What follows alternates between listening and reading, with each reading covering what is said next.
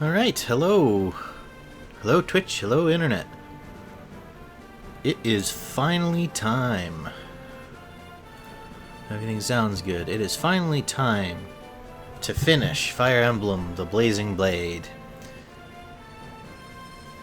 Kinda feels surreal, you know? I've been playing this for, gosh, about 3 months.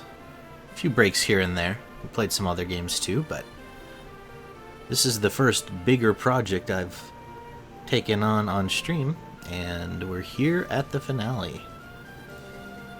So without further ado, let's begin.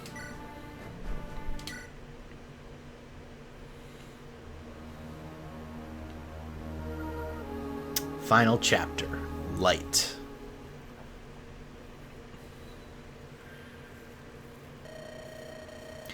That Blackheart Nergal's back there.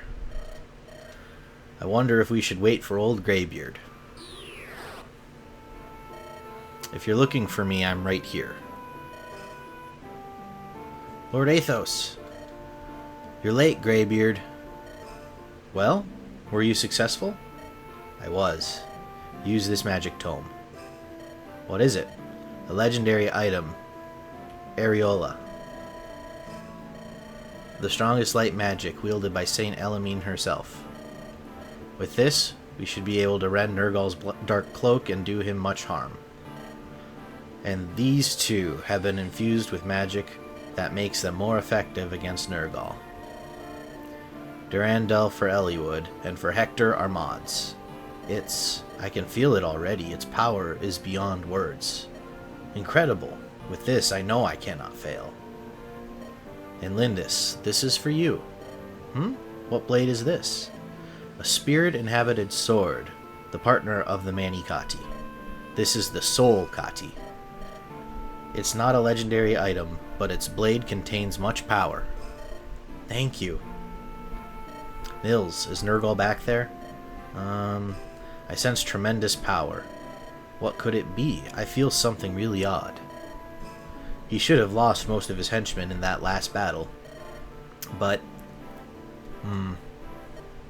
I read energy too, if only a little. Nils is right. The sense of it is different than before. Brace yourselves. He is formidable. We understand. Let's go, everyone. Slowgow? This definitely is the last battle. Like Athos Greybeard said about Nergal, average people and ordinary weapons won't be enough to oppose him. You've got to choose who goes with us carefully. So I can bring 12. And 5 of those are decided for us. Well, don't need those two.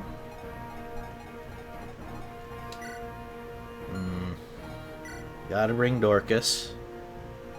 Gotta bring Oswin.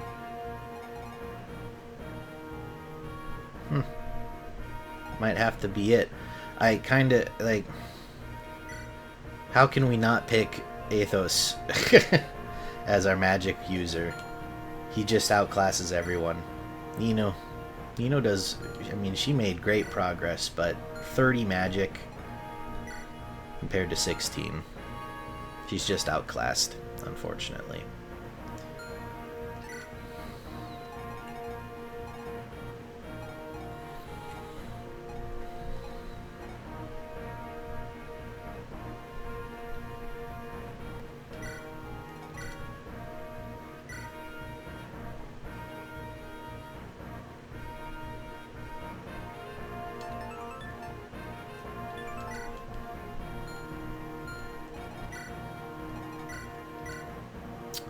So you take...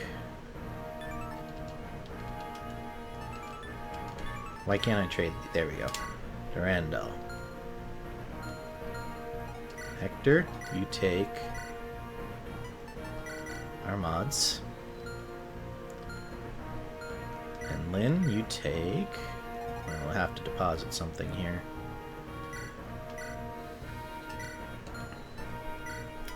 Can you take a better bow? You can't. Take a silver bow. Or a steel bow. now you can take a Soul Kati.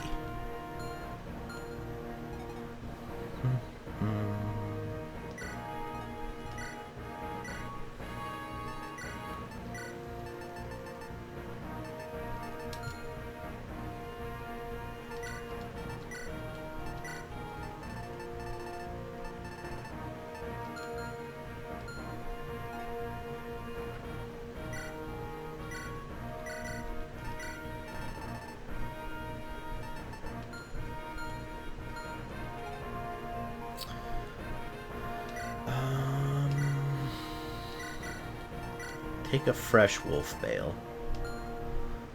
Silver axe is good. Tomahawk, killer axe. You take a hand axe instead of the tomahawk. Probably not.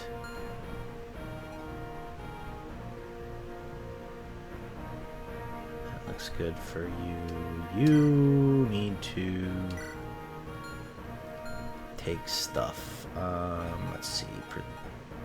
You know, nothing unique there. What do we have in here? You can use all of these. Take Fimbulvetter.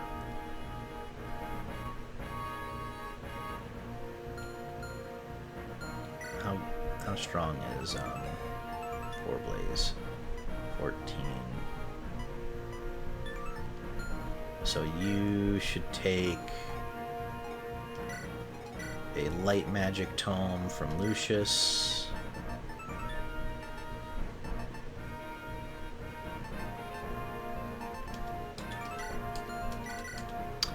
And then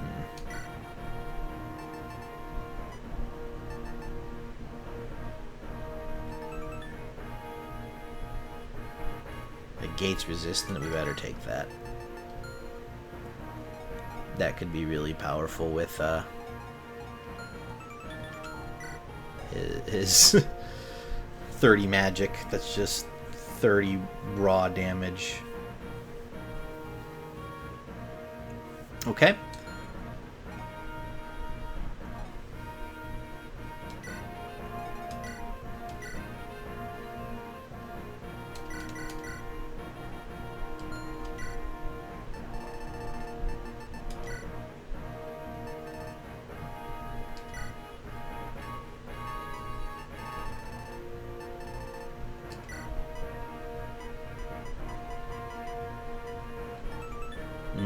We have someone to use a talisman on.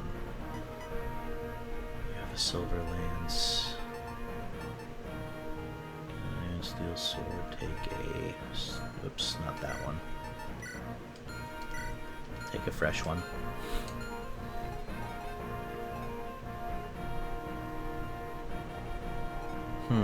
Do we leave the Delphi shield on? Use 17... 30, 25,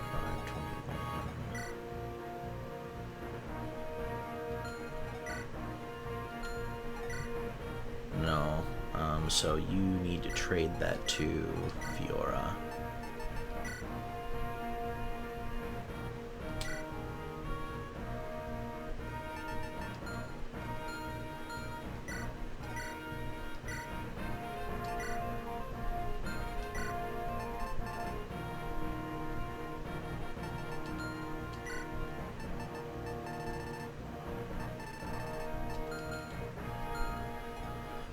Bum, bum.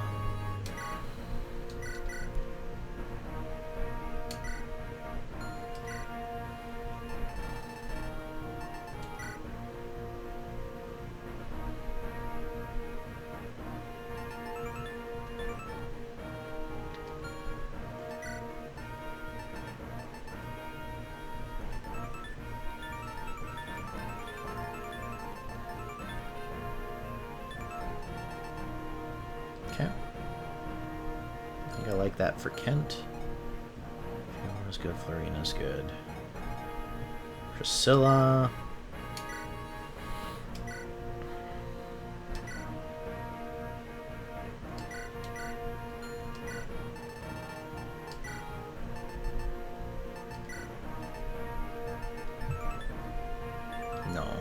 don't take that. Take a restore. Take a warp. Actually do proper Fire Emblem endgame shenanigans with a warp staff. Couldn't be me. Couldn't be me. Rescue could be helpful. Berserk.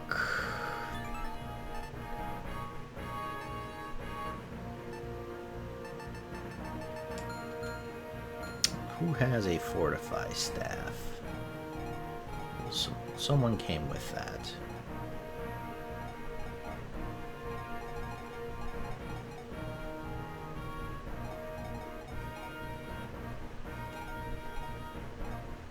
You do, okay.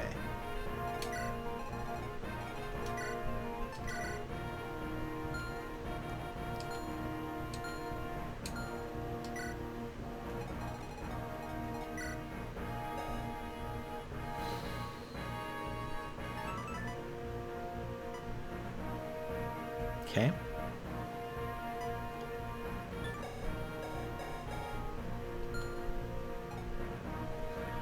And Dorcas.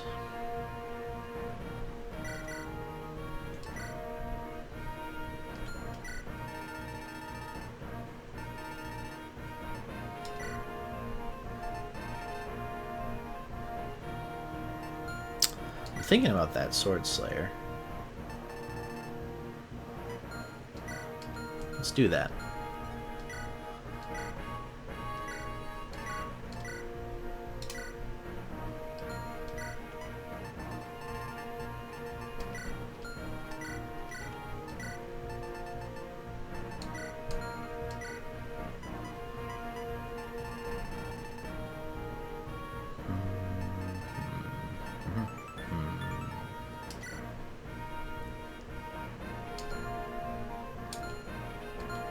Okay, so I think that sorts out inventory, so now just to use... Who are we going to give that resistance to?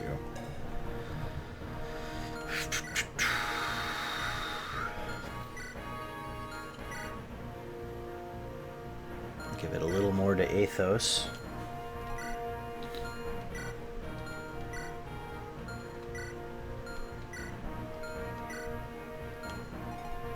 Let's do that.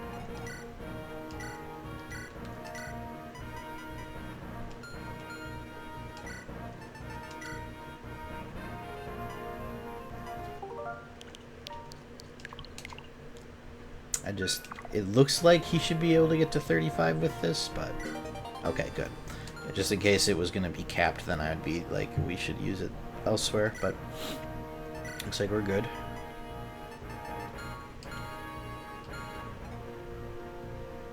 Okay. Can't check the map. How are we doing? Yeah, we lost Raven, so that hurt our survival.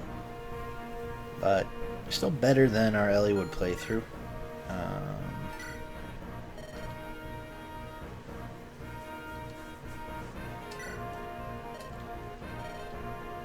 As Lord Athos said, our destiny hangs in the balance of this final confrontation.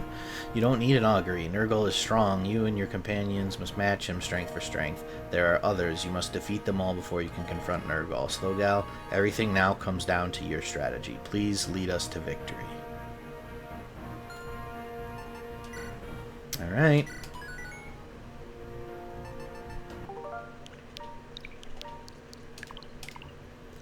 Here we go.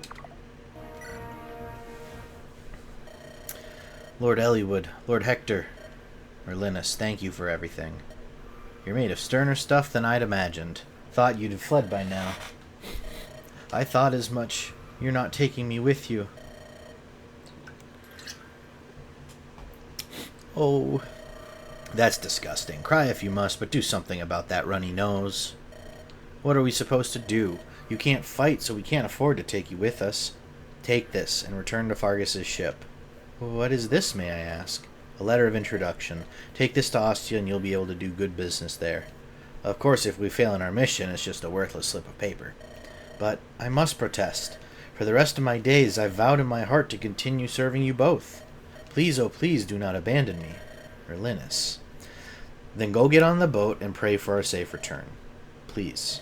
Have faith in us. Wait for us. I understand.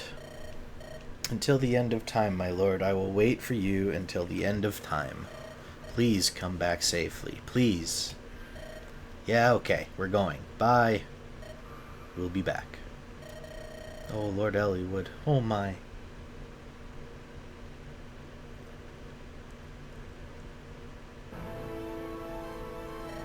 Nergal. Ha, you're here. But you're too late. The gate is already opened. I will claim the mighty quintessence of dragons. I will become stronger and move ever closer to perfection. You're through here. You sacrificed people like they were nothing but things. What does power mean if it comes at such a cost? I am who I am. The pain of others I do not feel. The sorrow of others does not touch me. Death feeds me. Death pleases me. I am the essence I consume. You fools will become corpses here because I wish it to be. Rise and come forth, my servants.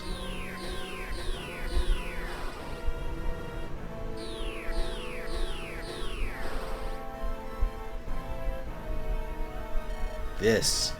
You seem impressed with my work. Or perhaps it's just that you've seen a familiar face? Marquis Laos and the Black Fang Knaves. What have you done, Nergal?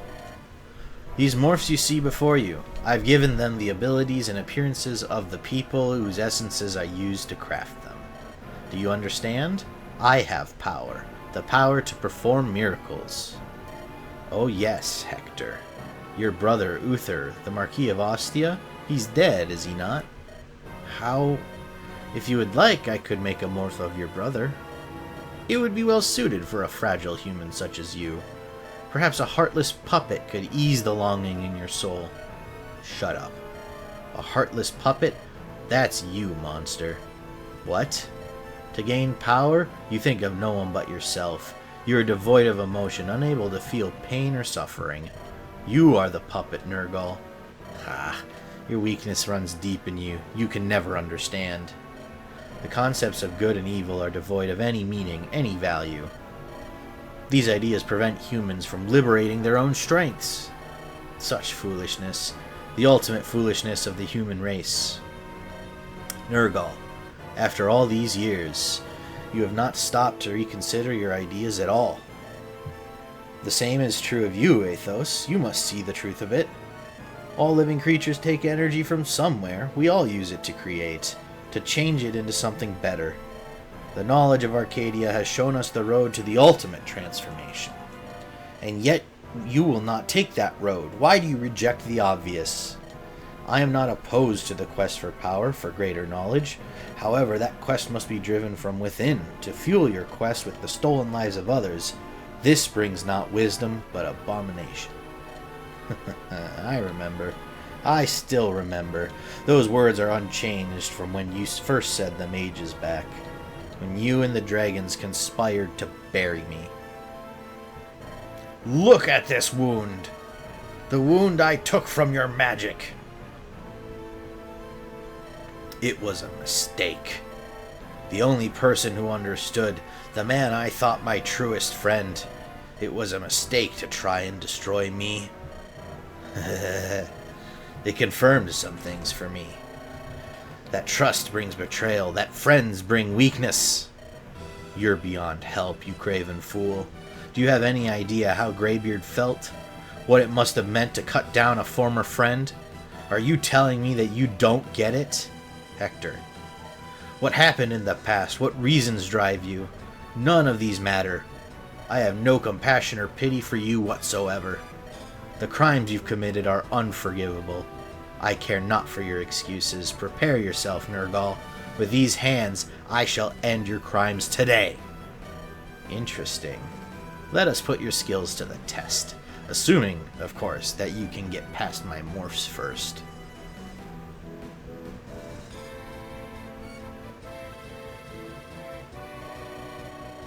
This is my fight. Stand back, everyone. Don't be stupid. We're fighting too. We're not just gonna leave you alone, Hector. I'm with you. Before, now, and from here on too. You guys. Don't forget me, Lord Hector. And Ninian. I'm sure she's here as well. Nils. Oh, Slowgal. You too? Hey, there's no doubt we'll win. Just don't forget my bonus.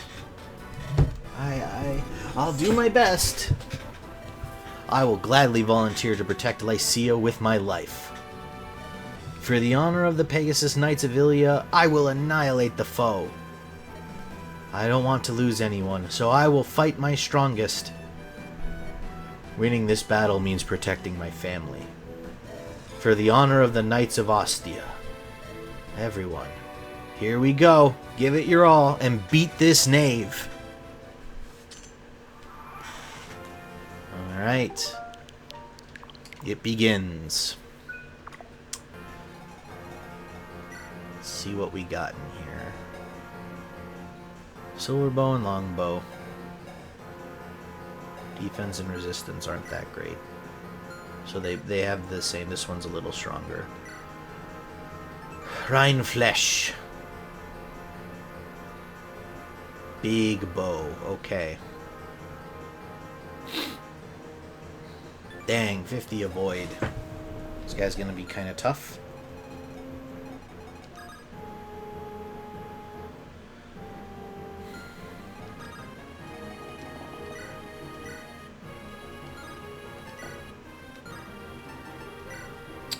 Rough that Kent isn't fast enough.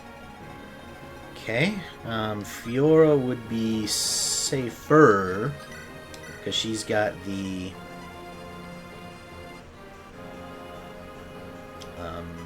shield, the Delphi shield. Excuse me, words hard. I am thinking. I'm trying to think. What's your speed? 25. I don't think we have anyone fast enough to double that. No. We can match it, but definitely not double it. Farina would be the closest.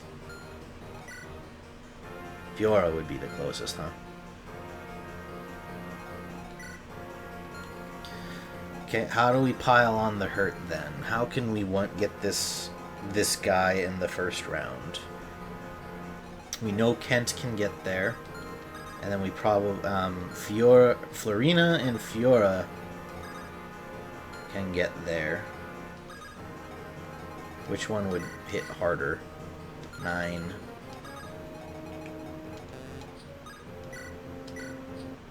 Five, and she gets doubled, so that's not acceptable.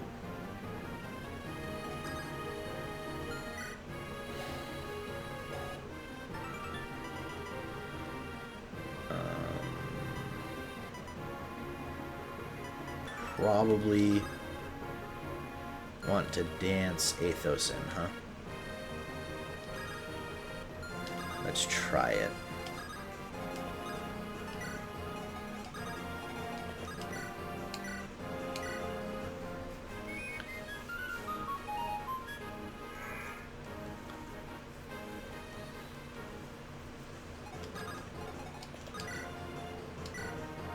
$27, $25, $20, straight 30,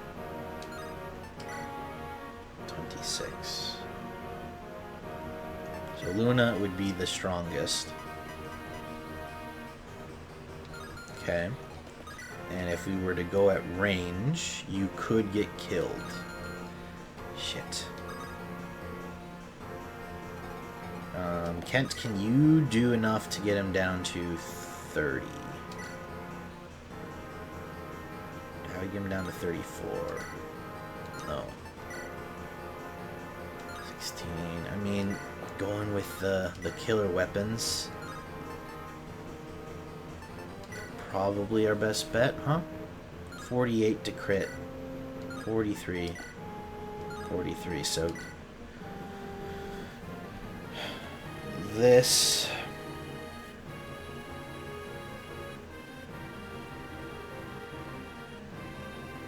should have brought Wrath, maybe. For that longbow. Or put the longbow on someone else. That might have been smarter.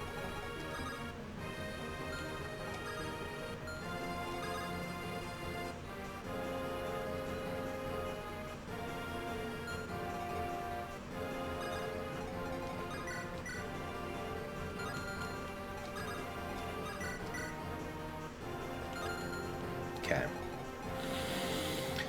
Kent, time to be a hero. If you can. Damn it. Not the opening I was hoping for.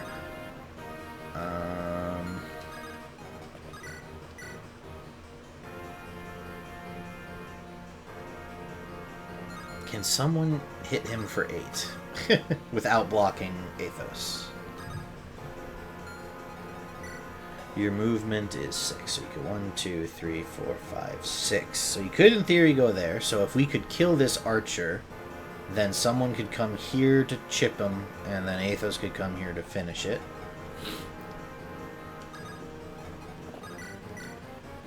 Not enough.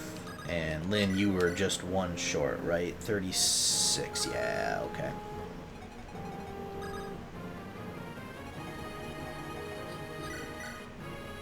Same with Fiora.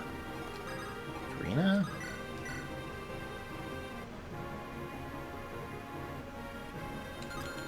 She could get the job done, but I think Hector can too with the tomahawk, and it's no risk, so we'll have him do that.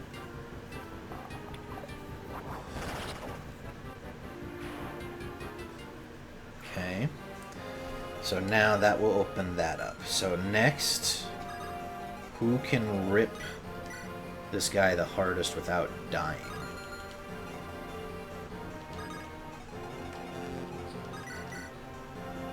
That would do it. If she hits.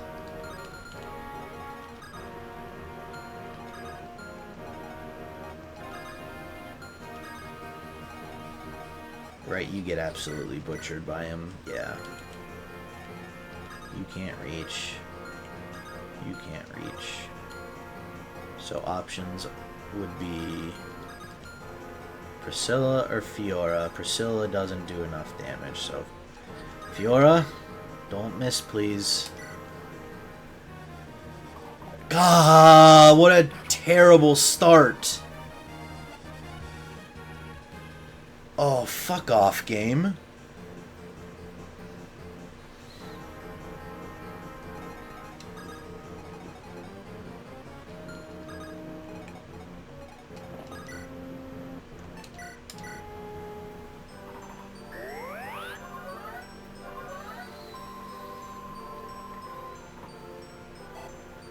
Now the risk is if we send... He's going to get to attack, and he's going to hit someone very hard. 42.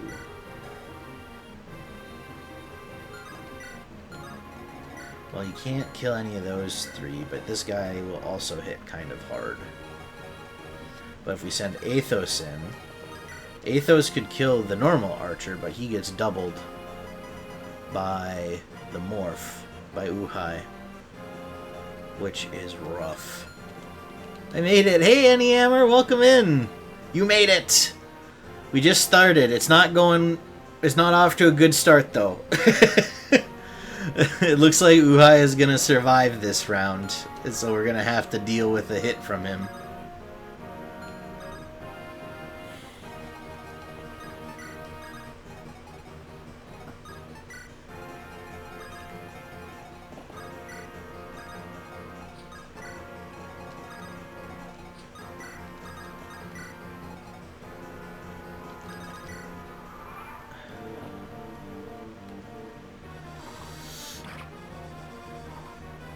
Okay, Kent, you're fine. Walk it off, buddy.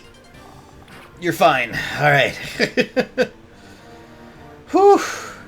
Oh, okay. They open up in an order I wasn't expecting. I saw your yesterday's replay. Got Madness good, huh? Oh, yeah. Absolutely nailed him.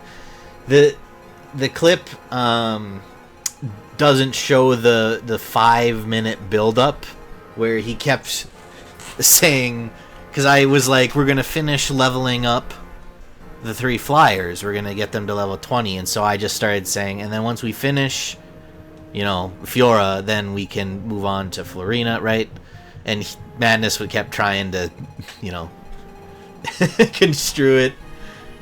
in a dirty way, and I just played dumb. And so that moment was the reveal where I'm like, I know exactly what you're saying.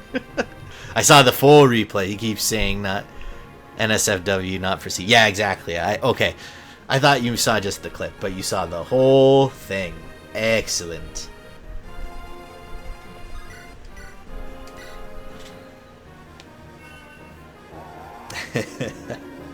I'm glad you liked it. I was so excited. I'm like, I think that's the best joke I've made on Twitch. Roasting a viewer.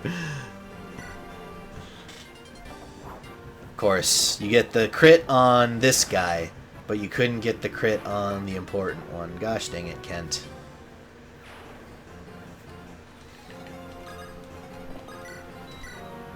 Oh, fuck, she can't get him. Dang it.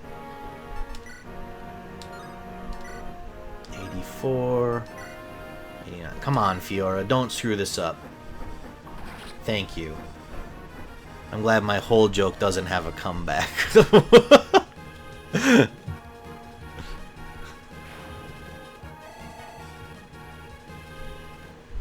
Wait, what?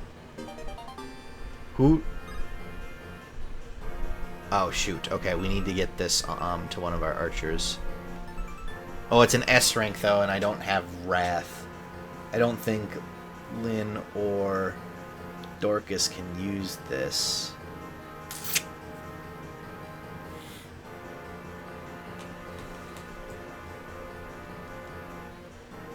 But we better make sure. So drop the short spear.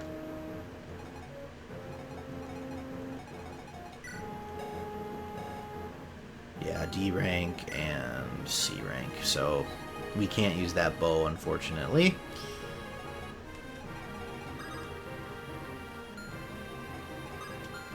Okay, and then mend.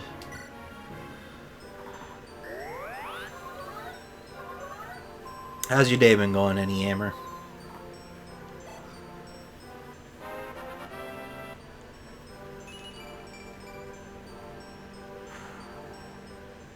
I just realized I have 10k channel points. For whom have I been saving them? Ooh. Today is the holiday. Very nice. Oh boy.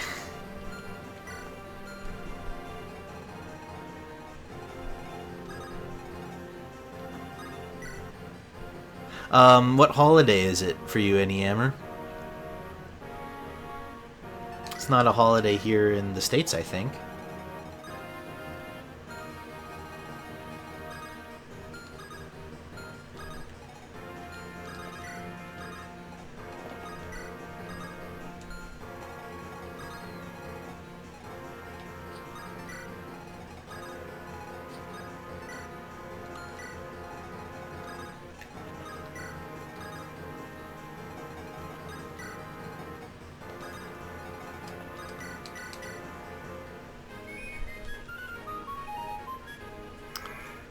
Oh, a holiday for chat hating streamer dropping Dorcas weapon. Ooh.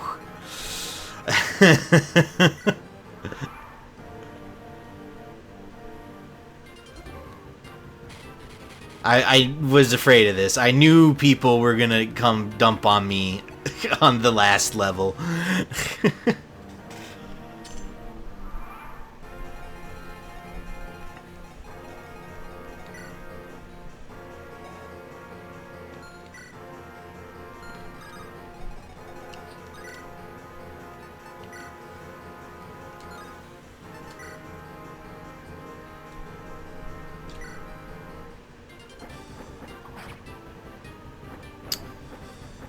Go.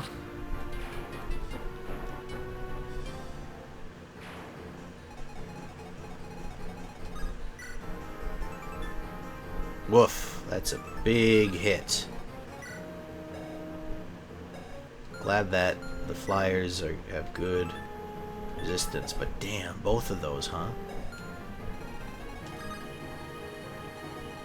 See if we can't maybe trick one of them into going for Arena, so they don't both gang up on.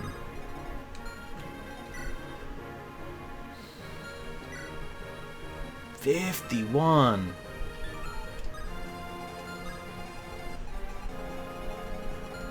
Okay.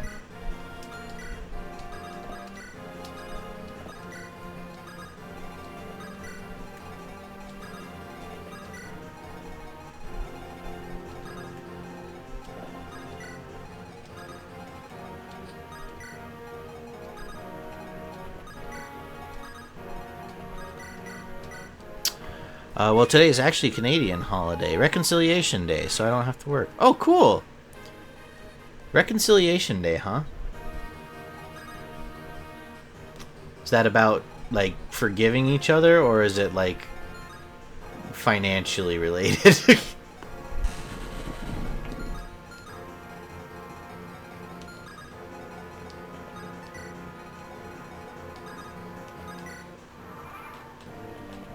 But nice having the day off, I bet.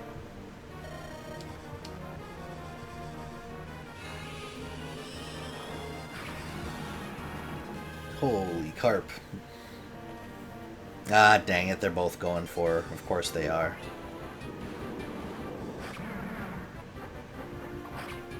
At least she's strong enough to get him. And withstand both those hits. So now we've got the S-rank Dark Tome, which we want Athos to have. So ditch the Iron Sword.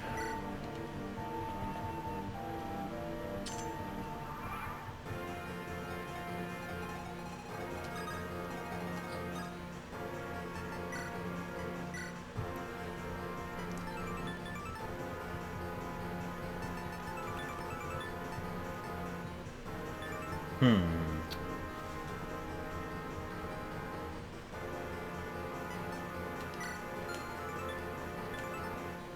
23 plus the 53 minus whatever the resistance is. Luna could still be useful to negate resistance on someone. So we should probably swap. You probably don't need Gespenst, too heavy. Oh damn, a 20-pound book, huh? Heavier than a steel lance. This fucking encyclopedia of dark magic. I'm... Hi, Hannah. Welcome in. We'll just trade for now.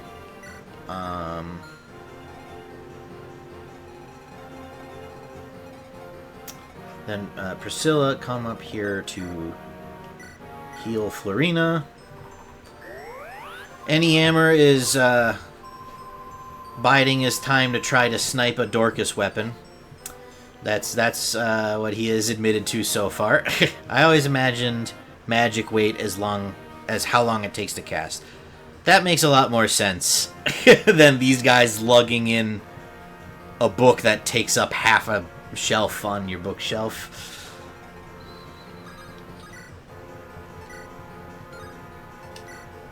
Damn, this guy, these guys do be strong though. Really.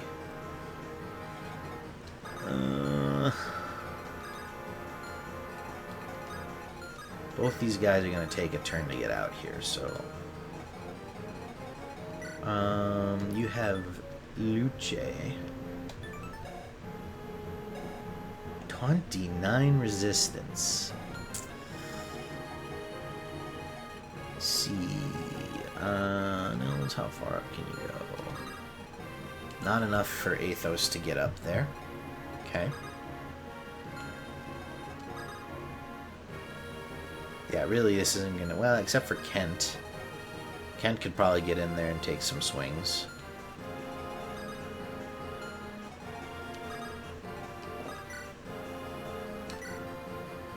Fucking hell. Alright. It's gonna take a second for me to work out here.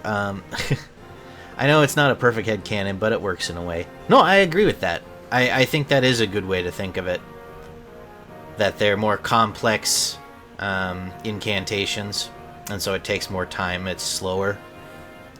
Well, then Tellius Effie really changed magic weights to match the caster's strength and reduced the weights. Interesting. So magic users have strength and magic in that, and strength reduces the cast time in Tellius. Interesting. I guess Tellius mages start to use index cards. They got their flashcards that they used when they studied for the mage final. Oh, do people here still know what index card? I do. I use those in college to study some things.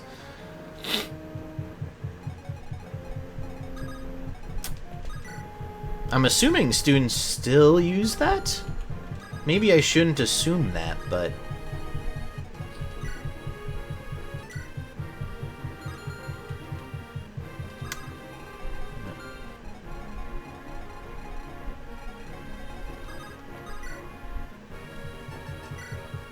So that does 36. So it does hit very hard, but yeah, without doubling.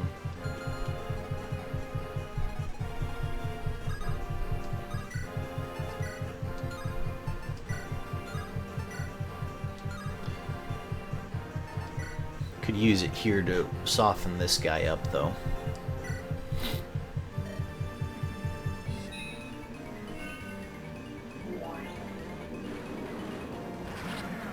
Oh, he got the crit, too. Let's go, Athos. Alright. One problem sorted. Now, this is an S-rank axe. Oh, fuck. We have to drop something. Gespent? Or Divine. We could drop Divine because we're about to get the Holy Magic from the Morph up top. Use them to make a memory game where I studied. Yeah, I used index cards as flashcards when I took my Spanish courses. And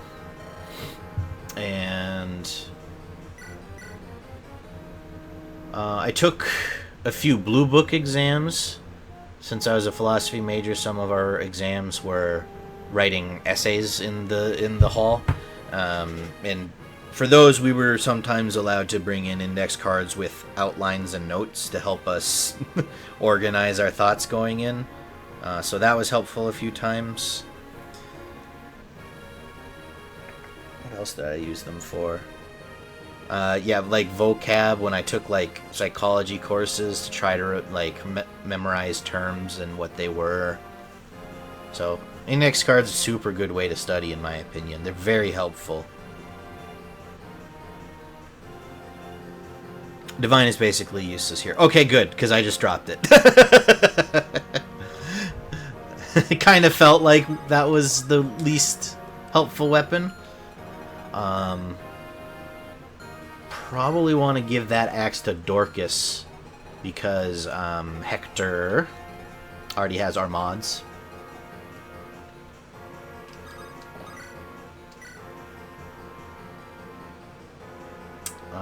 Yeah, Elliewood can get this kill, so go ahead.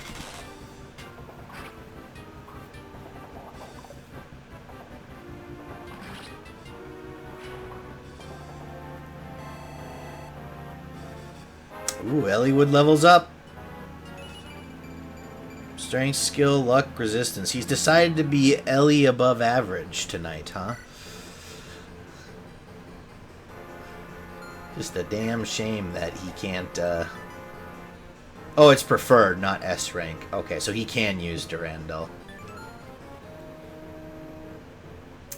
Okay, so that opens up the spot next to Hector, so Kent can come up here. And Nils can come up here to dance Kent. And then we'll try to figure out if Kent and Farina have lethal on that bishop.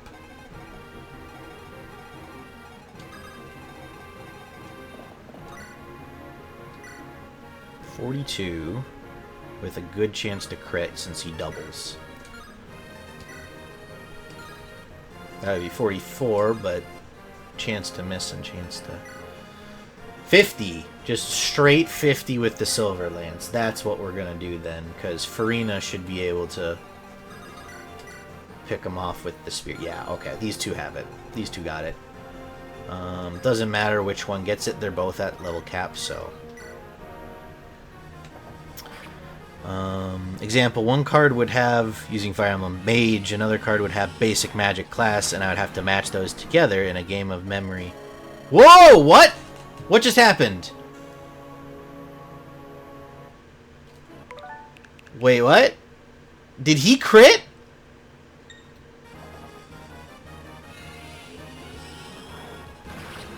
Oh my god!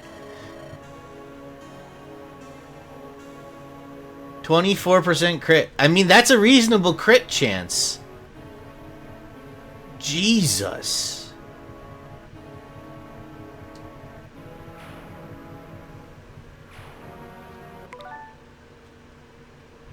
I think we go back. Right? I think I reset. Kent is arguably the best unit on the field other than Athos. Yeah, holy shit. That was brutal. There's just a small piece of me that's like, you coward, play it out.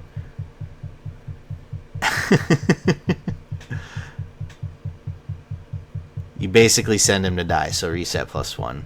It was a 76% chance to be fine. I didn't send him to die. You can start with the Pegasus. She had 0 crit. I wasn't paying attention to the crit. That's my bad.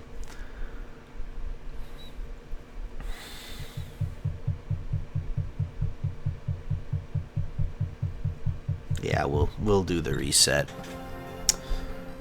Okay. Counters, resets, 12. Damn. That was just sloppy play on my part then.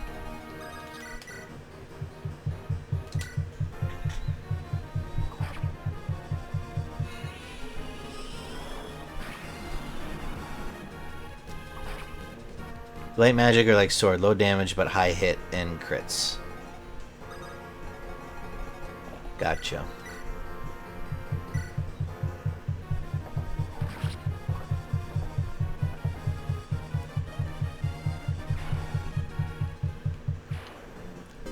Give me that.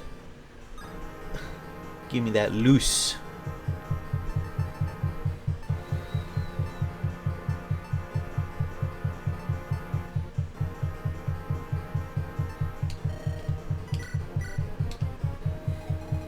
Okay.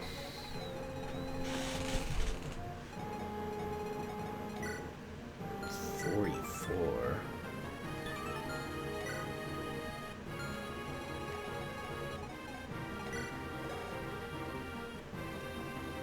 29 though. Hector could tank that so long as the crit isn't too nasty.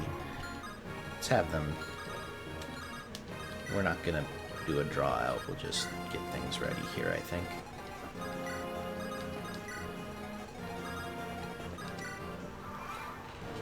Oh shoot!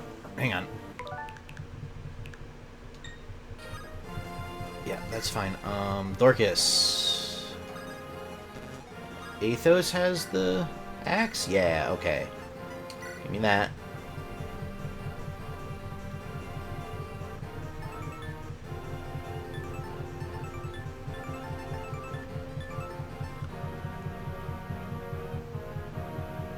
Get rid of the killer axe? I should probably get rid of the sword slayer, but I don't really want to. So there you go, Dorcas. Best axe in the game. Yeah. I hate you. I hate you. I hate you. I hate you. Hate you. Hate you. I hate you so much. Yeah, I knew that was coming. Drop it then. Alright. I can't this turn. I will immediately on the next turn. Fuck you. Oh, I knew it was coming too. I was like, as soon as I put this on Dorcas, the drop weapon is incoming. There's no way.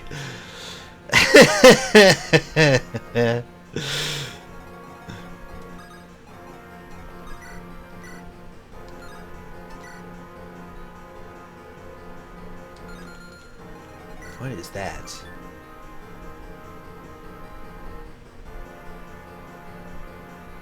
Nature S? I mean, that must be... Yeah, that's anima. Okay. So before I forget...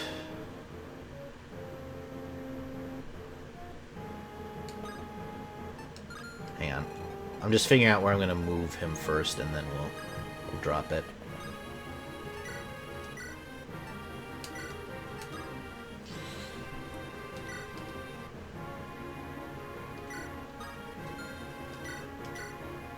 Oh, damn, that's not any good. Okay. Get the silver axe equipped. There you go. Weapon has been discarded.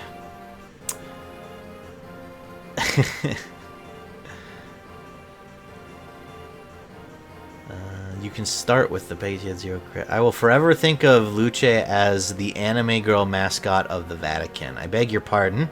Alright, thanks for the link. Let me take a peek at that.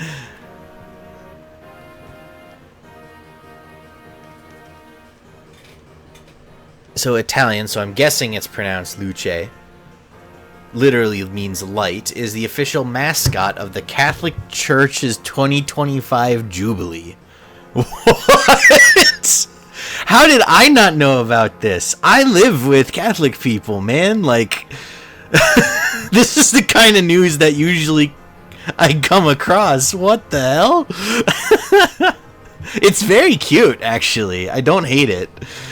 I'm just shocked. Designed by Tokidoki founder Simone Legno, she represents a Catholic pilgrim. She is accompanied by a pet dog named Santino and 3 friends named Faye, Zin, and Sky. What? There's more? She has lots of art. The internet loves her. Wow. Ursula, stop. I always need some time here. Sad Potato Lord missed this. Yeah. He hasn't been as active lately, so probably good to not wait in case he's not able to make it tonight. But maybe he's lurking right now and crying. And that's why he's not saying anything. Luce was unveiled by Archbishop Reno of... He said that Luce was inspired by the Catholic Church's desire to live even within the pop culture so beloved by our youth. Holy shit. He was here last time, right? Yeah, he was here last night, yep. He was.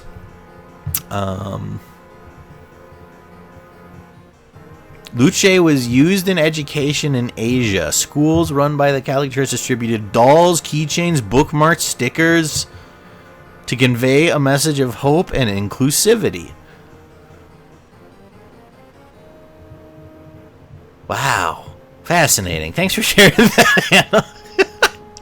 I'm going to close it because I probably could fall down the rabbit hole on that. I'm like, she has friends? The Vatican did an amazing job with Luce. I'm actually shocked that it's a good design. Because you're talking to someone born in the 90s and grew up in a sheltered Catholic world, and the animation stuff in Catholic pop culture, not great. VeggieTales is great. I will go down swinging defending VeggieTales, but but the other stuff, not necessarily great in quality. So, wow, interesting.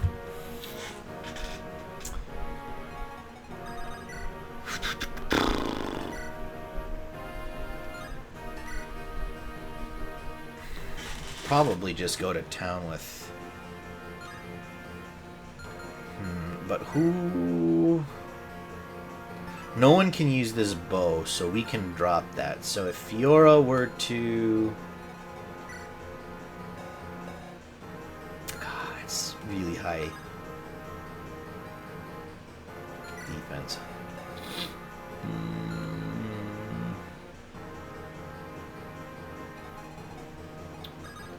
I'm also a little worried about this. Thankfully, Ursula does not have a siege tome on her.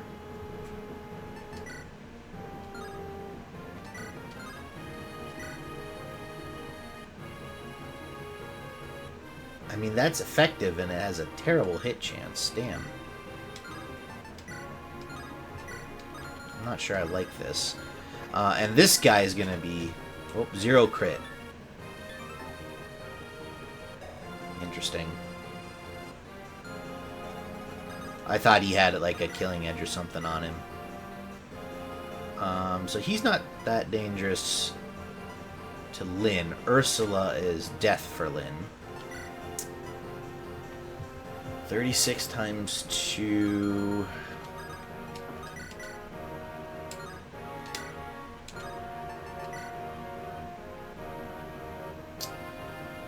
Okay, and then Oswin, if you were to get matched up against this guy, only 9. What was the crit chance? 0. Okay, so we can do this with Lyn and Oswin.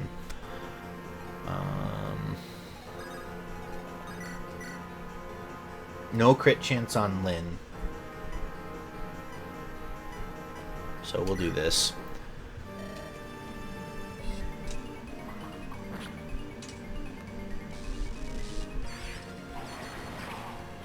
Ouch.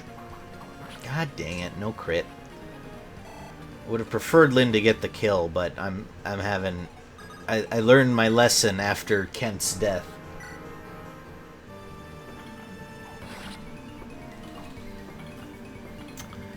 Bolting phobia? A little bit. Ursula sniped Sane in our Elliewood run, and I've never been the same. Oh, Oswin also gets a level up. It's a terrible level up, but at least it wasn't, like, wasted XP.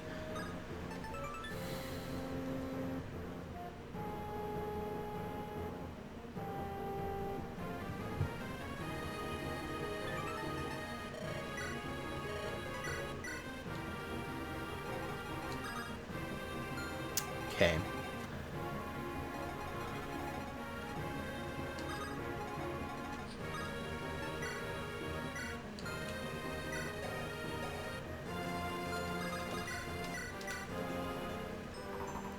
Bolting phobia here? Just wait until Thracia where everyone and their mothers have siege tomes. Ugh. Thankfully, that's probably years away, Hannah. Considering it took us 3 months to do this game, I feel fairly confident that the old school ones are ways off. Because I'm really hoping to get a Switch 2 and play Fortune's Weave when it comes out.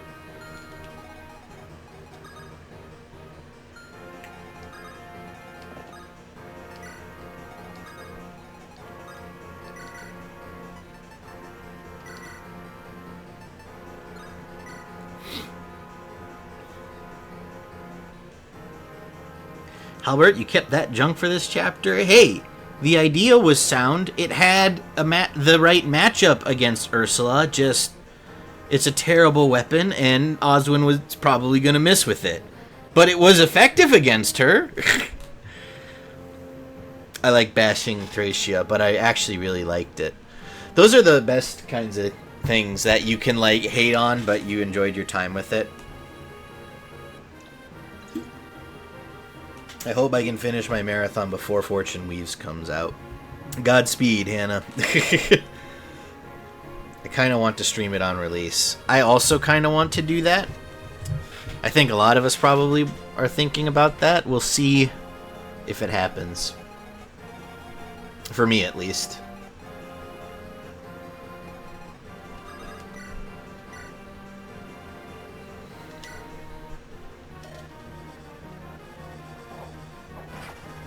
Oh, nice crit, Hector.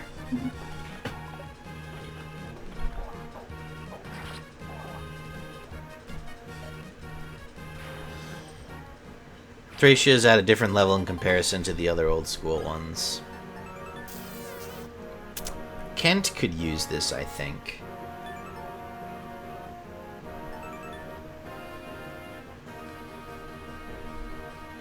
So I'll drop the tomahawk.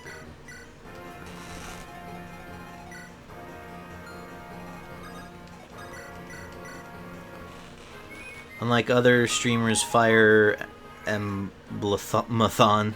which I guess won't reach Fortune Believe before the next FE game comes out. Are you talking about someone present? Like me? Because I'm not technically doing a marathon. I'm just making my way through the games. Artie? Oh. Is he trying to marathon them? Not me, okay.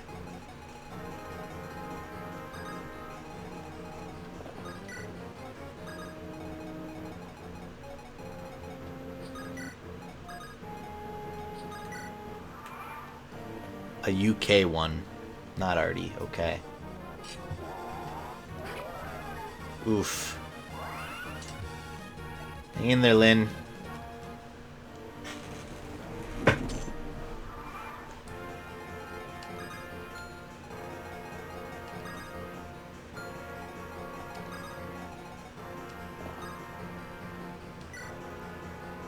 Oh, that's right. We have Visic. Use that. I don't need to dance.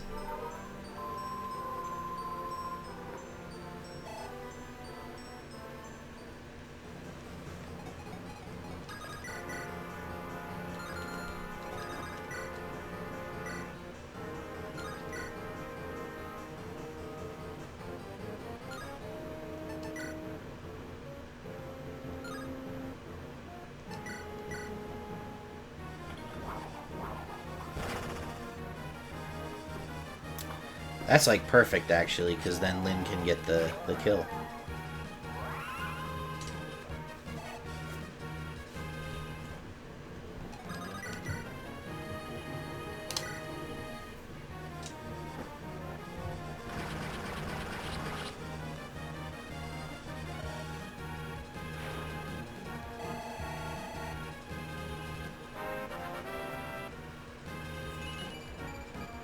Skill, luck, defense. Alright. That was an awesome crit animation. It's such a cool crit animation. I love Lynn's animations in general. She clearly got a little bit more love than some of the other classes.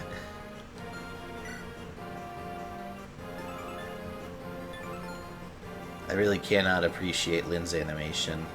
You just don't care for how it like flashes in and out and stuff?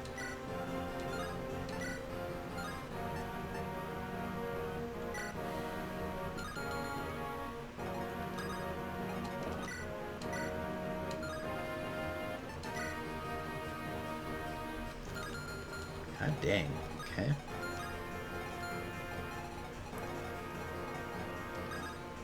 Let's just back everyone up a little bit, then let them come out and we can swarm them.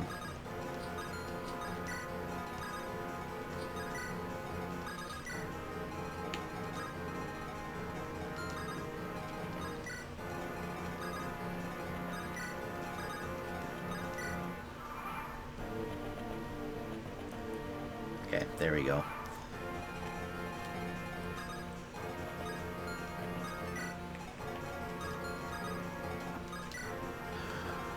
I feel like one is copying her sprite multiple times and appear and vanish pretty cheap. I do like if frames, I mean even promoted Elliowood's crit is more enjoyable. Well, to each their own. I understand what you're saying about how it feels low budget, like that they cut corners, but I think rule of cool applies for me. It's cool, so I'll forgive it.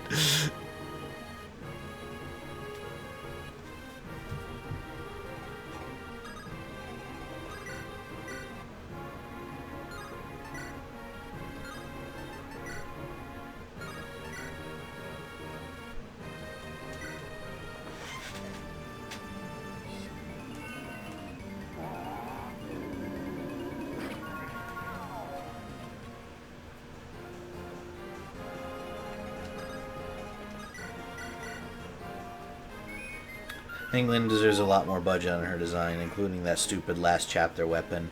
But it has animated boobs. What's wrong with that?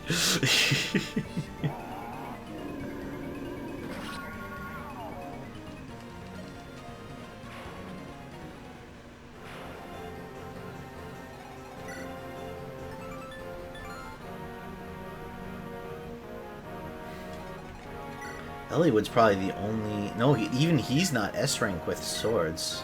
I don't think any of my units can use that Regal Blade.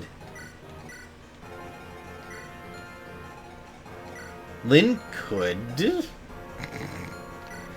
In theory.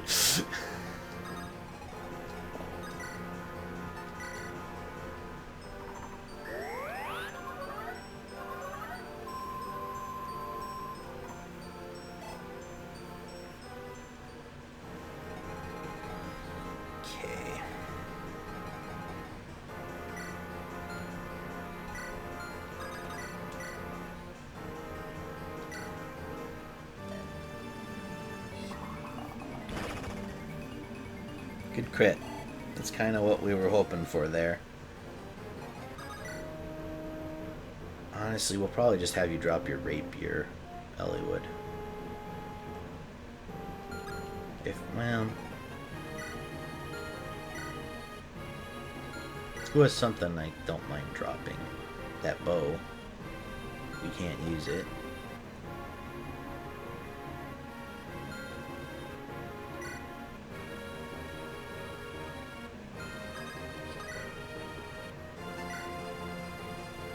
Holy shit, he doubles her.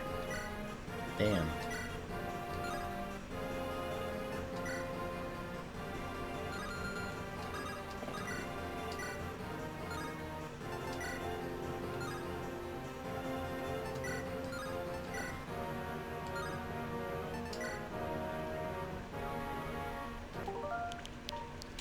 Don't miss, Elliowood, or you're dead.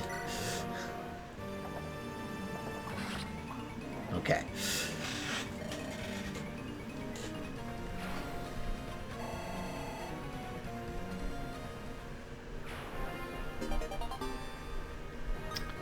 Wow, your Farina's speed is horrible, being doubled while using a Silver Lance. She capped her strength, but yeah.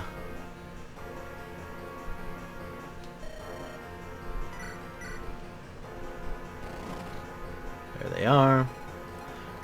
Her speed, I mean, 27. That's not that bad, is it?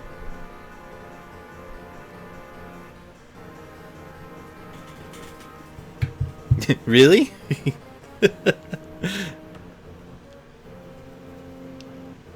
I think that morph just was really fast.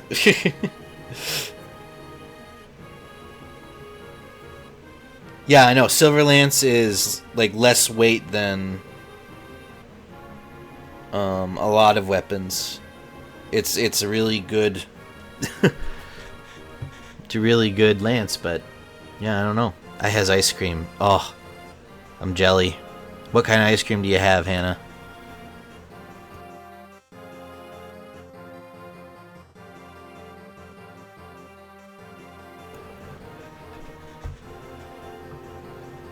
So yeah, I guess I don't know any Hammer. I forgot to check what his stats were, but he must have been fast. Or maybe that's a property of the weapon? Is it brave? Yeah, Lloyd is very tough. I wonder if that sword has brave on it, and it's just not in the description. That could also be a reason.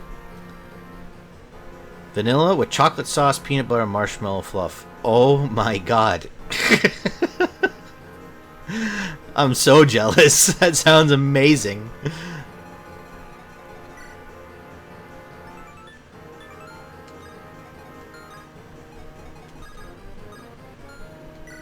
You have Berserk.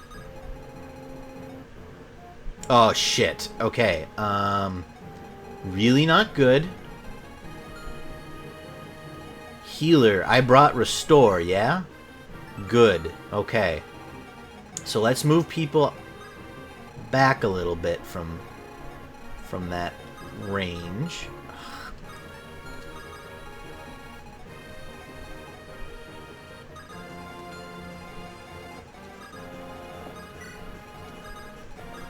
Because if I'm gonna go in, if they don't come out, I'm assuming he's gonna use that berserk on someone in range. Yeah, he moves. Uses it on Dorcas with a killer bow, unfortunately. This could go really, really badly.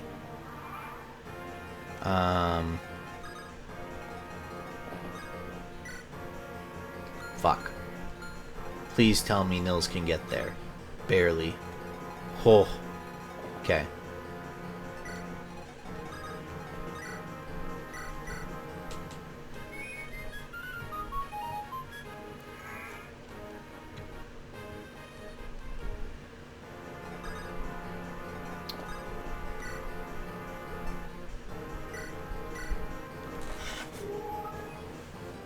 That is fortunate. That killer bow, that could have just sniped anyone, really.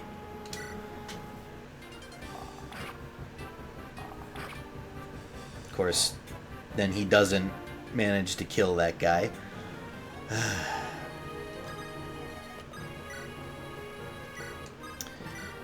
Here, we can actually show off the SlowguyCaz animation here.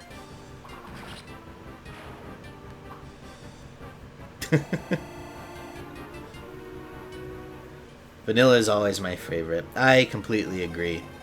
People are like, oh, it's plain, and I'm like, no, it's vanilla. Vanilla is not plain. Plain would probably just taste like, I don't know, like just milk. A fly would have just puffed a smoke. Yeah, Florina or Farina would have been toast. Although, Farina does have the Iron Seal, so it would have prevented a pure crit, but she still would have been tripled because of the weakness. Fiora has the Delphi shield, so she could have been okay. But yeah, that was a disaster waiting to happen. But I learned my lesson from the Elliewood playthrough.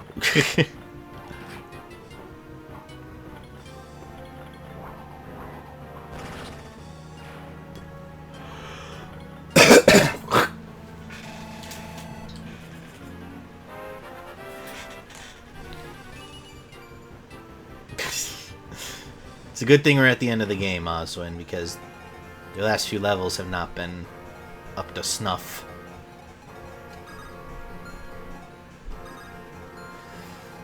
Okay, so, like, Elliewood could take a swing at this guy, but it's not nearly enough.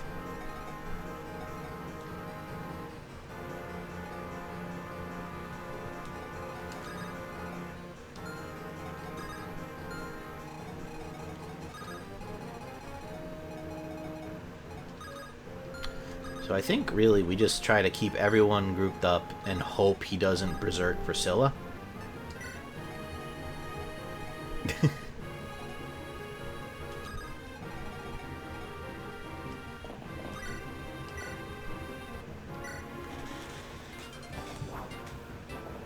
I'm not a native speaker. When I learned vanilla often refers to something unmodified, I really couldn't understand. My perception of an unmodified ice cream flavor would be milk. Yeah, I'm with you. I completely agree, Anyhammer. But yeah, interesting that that's... I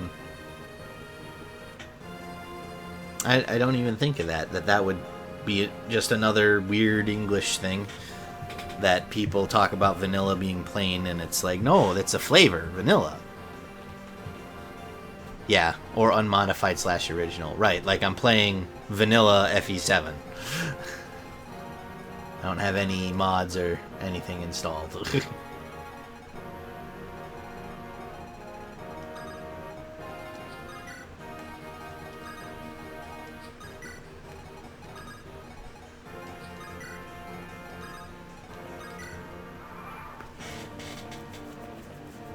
Oh, there's 2 more up there, huh? He berserks Dorcas again. Man, he really likes that, that killer bow, huh? Well, okay, so he's gonna die now. No one else has status, so that's sorted. Vanilla has a 3rd meeting, bland in the bedroom. Mike, the people that think missionary is a boring sex position haven't had sex.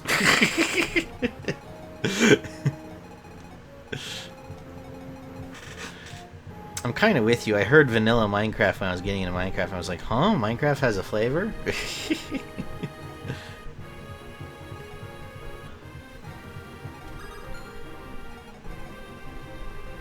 Do not lick Minecraft. You can't tell me what to do.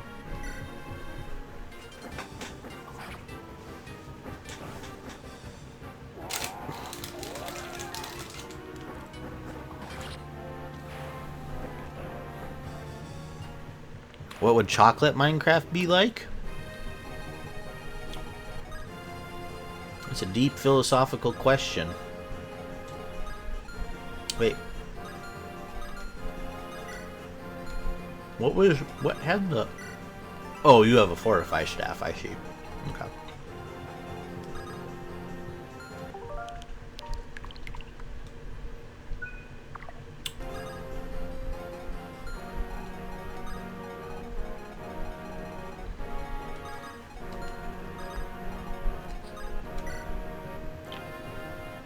I took away your javelin, huh?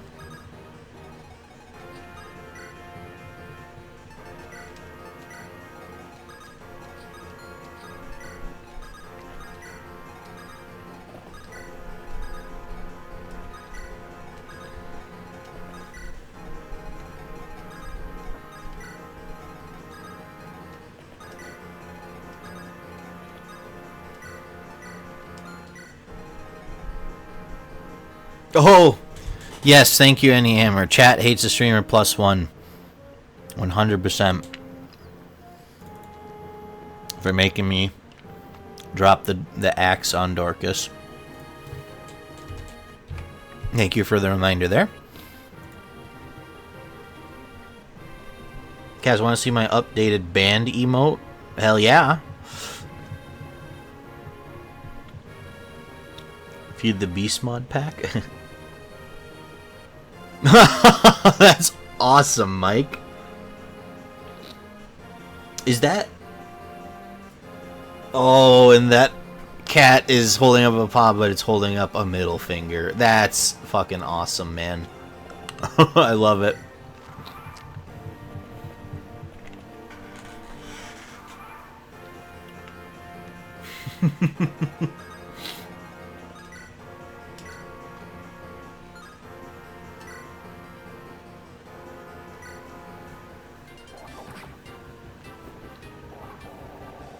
Yeah! Tasmanian Devil, let it rip. Sure. That's a great level up, Dorcas. Thank you. At least someone's still trying to grow in this chapter.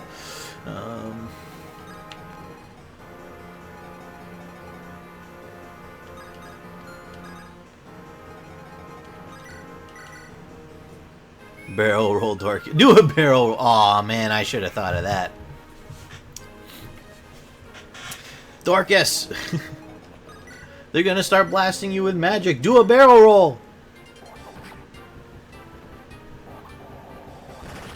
It is wild to see a character with 14 speed in a final chapter of a Fire Emblem game, and that's considered good, but like, that like never happens. 14 speed midway through Awakening is fucking tragic. I would not say Dorcas' speed is good. He absolutely would have had trouble with most of the boss units on this map. But with the Brave Axe, he's able to do stuff against these generics.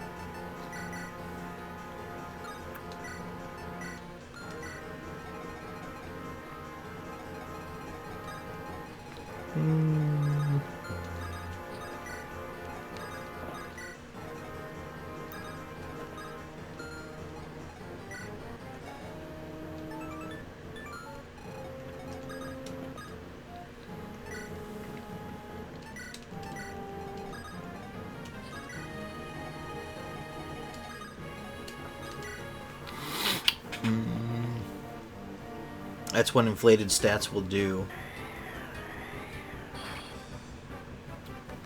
It's so true. Was Awakening the first game in the series to really start inflating stats? Tellius might have, but it had some mean stat caps depending on class. So does Bloodborne start tomorrow? Maybe. Bloodborne is the next game. I had planned on it being tomorrow, but I might be stuck playing Gloomhaven with some friends instead. So if that pulls through, then there won't be a Bloodborne stream tomorrow night. But if that falls through, then yeah, we'll do character creation and get going. No, I think that's FE4 mostly with HP. I kind of jumped the gun on my Spooktober specials. They began 2 days ago. Aw, you're the people that set up the Christmas trees in November. Ugh. All my years in retail. All those years, my mom teaching piano students. Hearing Christmas music for 3 months every year. Ugh. Hey, I like Christmas. I used to. Now I'm a Grinch. That reminds me, Kaz. What does that remind you of, Hannah? You gonna blow my eardrums out? I need to send you something tomorrow. Oh, okay.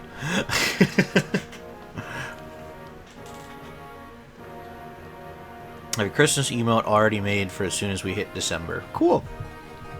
I'm happy that other people like Christmas. I just wish I didn't have to listen to Jingle Bells from October through December. Played shittily by like 6-year-olds. What's Christmas? Tree holiday? Tree holiday.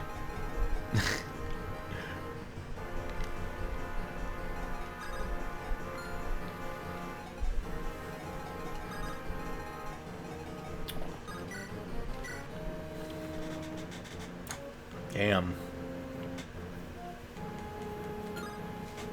Nurgle is a strong boy.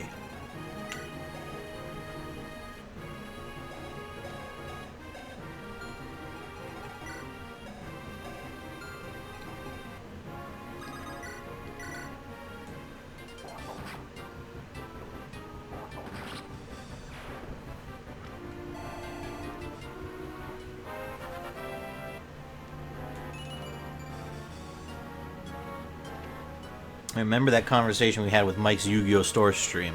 Which one? Kaz's favorite porn star? Did you get him porn? No. Aww.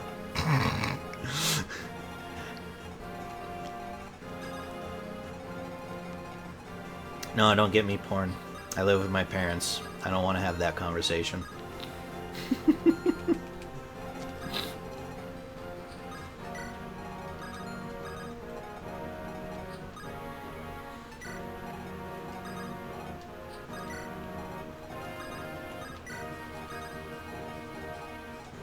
Listen to how sad he is now. Acting as if you're never more than 2 clicks away on the internet from porn.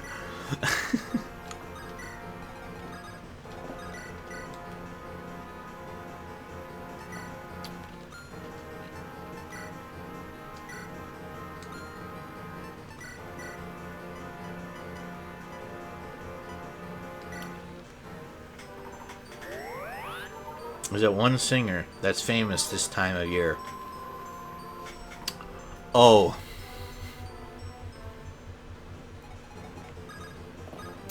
Listen to me, you witch. I told you to leave my family alone.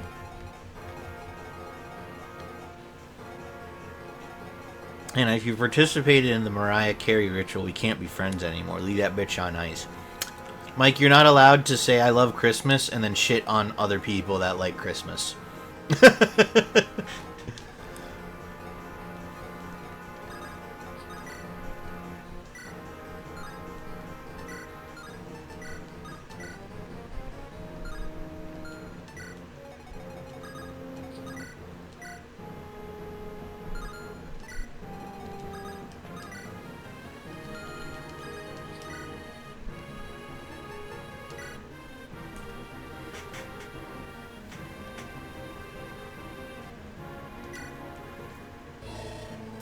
Be prepared. You are to be witness to a power that overwhelms all.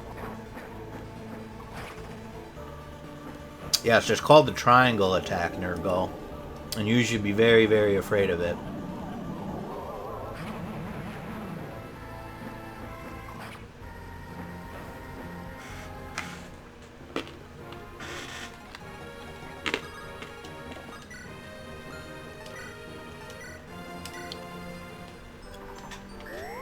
First off, you're not my dad, Kaz. Are you sure? Second, I shit where I please. Surprised you're not in jail then. You can't shit wherever you want. There's laws against that. Thirdly, Mariah Carey doesn't equal Christmas. But consumerist culture assures me that she is. And fourthish, you can't ban me in my stream. It is my stream. You come to a stream and you expect that someone comes to me and bans me? No. No, Skylar. I am the one who bans. But Walmart says she does. Lots of companies. Corporate America in general, Hannah. Wait, this is something new to me. Triangle attack is only on the first attack? Apparently. You can shit literally anywhere if you don't get caught. I mean, that's true about anything, but, like, if you shit in front of a police officer, you're probably gonna get caught. So, like, there's no, like, pop-up that's gonna, like, stop you from doing it. Hell, there won't even be a pop-up warning you that's a bad idea. But, for all intents and purposes, you can't shit wherever you want. There will be bad consequences. And then, once they put you in jail, you can't shit where you want. You can only shit in jail. Aoki thought it was any attacks initiated with the triangle. Apparently not. Apparently it's just the first one. Me listening to Mariah Carey during October. Hannah, that... Do what you want. Don't you dare play that shit to me in October. You're arguing timing versus placement, Kaz. I literally just argued placement. That if you go to jail, then your options become limited. It's like if you go to Grippy Sock jail. You can only shit in the insane asylum then. You can't go shit, you know, at the public park. You're locked up.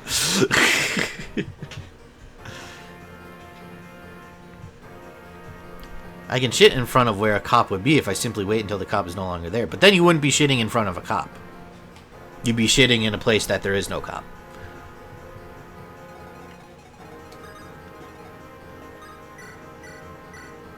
You can shit anywhere, especially in Grippy Sock jail. But you're contained to the Grippy Sock jail. Once you're in the Grippy Sock jail, you can't then break out and shit wherever you want. They'll code green you. What are they gonna do? Commit you twice? Yes. Yes, they'll be like, okay, we were gonna let you go 3 hours ago, but now we can't do that.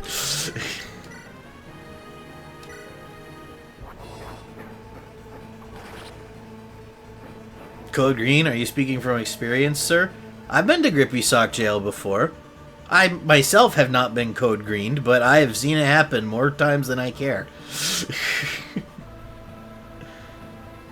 Grippy Sock jail is wild. You go in there because you're like, yo, I think I'm tired of being alive. And then your roommate is like talking to the wall about how he's going to kill the new roommate. And you're like, I don't know if I should be here. Why? Why must I lose? More power. I must be stronger. Why? Why did I want power? Quintessence? Don't understand, but... Ah, not like this. I will not die like this. With my last breath, tremble and despair. Wah ha ha ha ha ha ha.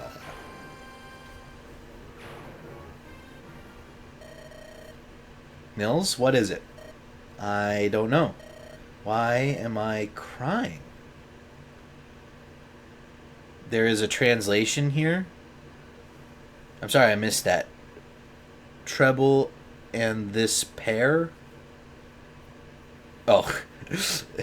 Treble and despair. Tremble and despair. Did I say it wrong? There is a translation error here.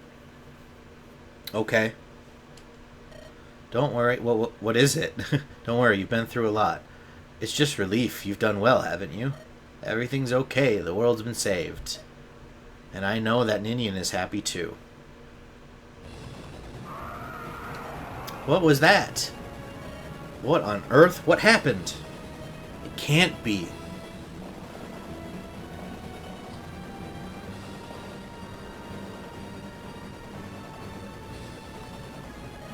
Ah! Are those dragons?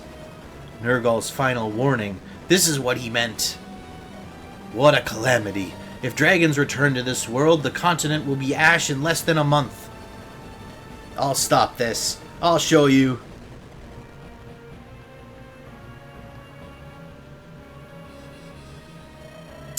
Why do I want power? Quintessence? I don't understand. It is not Quintessence. It is Aenir, his wife dragon, and Nils and Ninian's mother. Okay, so they didn't know what Aenir was and they mistranslated it to Quintessence? Interesting.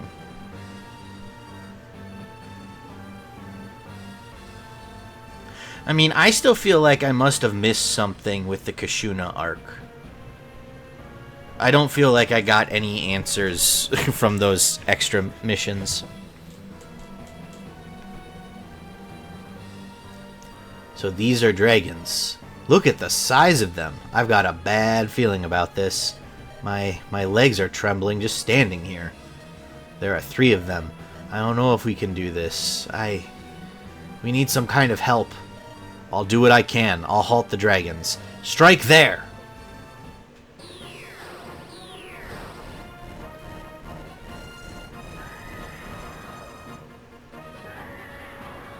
You shall not pass! Ugh, so powerful. Can they be stopped? Lord Athos, flee! The dragons are getting closer. If we can't stop them here, we are lost.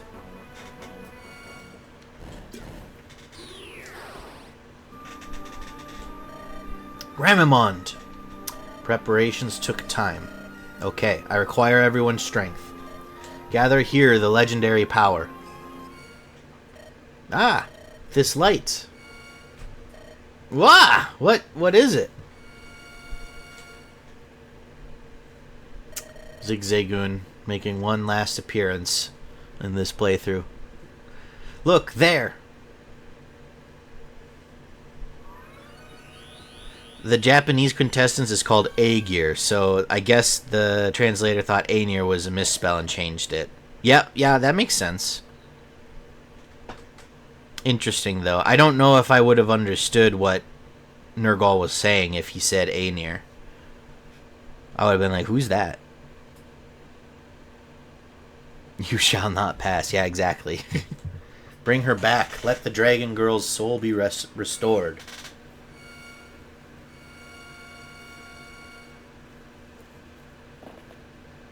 Ninian. Ah, Ninian. Where am I? Girl with the exalted blood of dragons. Use that power to appease them. It's not possible. Use my power in this world? Do you not feel it? Your power returning? What? Ah, yes. I will try.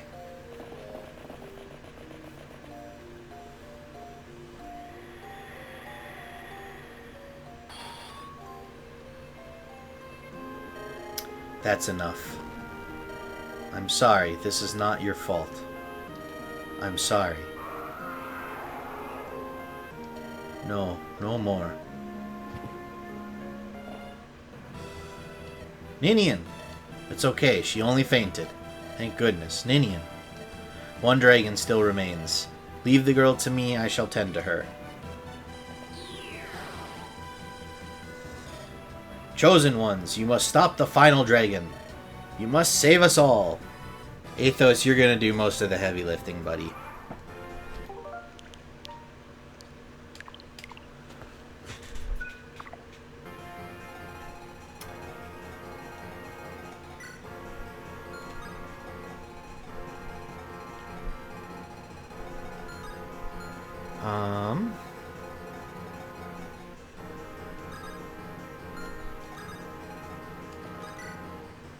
So, like, we're supposed to do this? No. No. No. Definitely no. No. So... This is the best... This fucker has 100 health, right?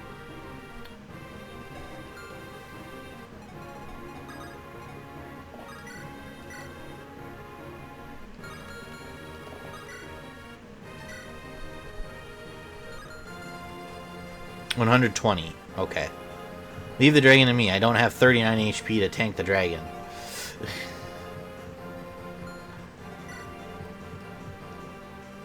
And the problem is the dragon doubles.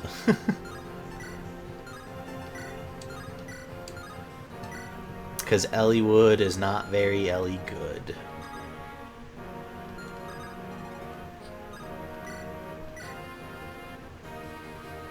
So this isn't helpful. The triangle attack won't hurt the dragon. So that's not great. SlowguyCaz can ding him.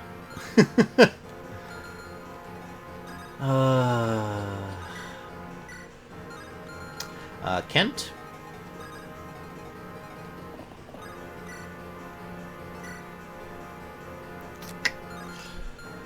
Luna is probably your best bet if Athos can survive. I mean... He can survive one hit. The problem is, what are we going to do about all the rest? I guess just keep healing him?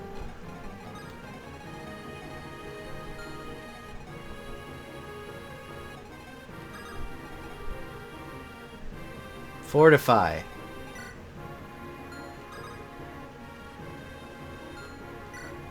Okay, how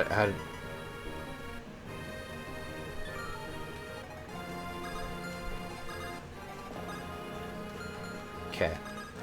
So we go like this. Use Luna.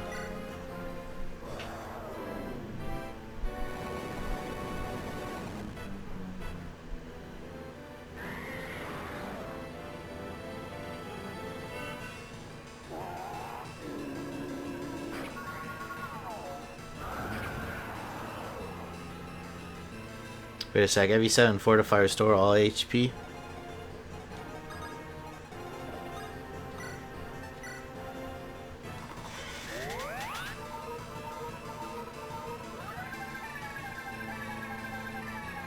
Whoa.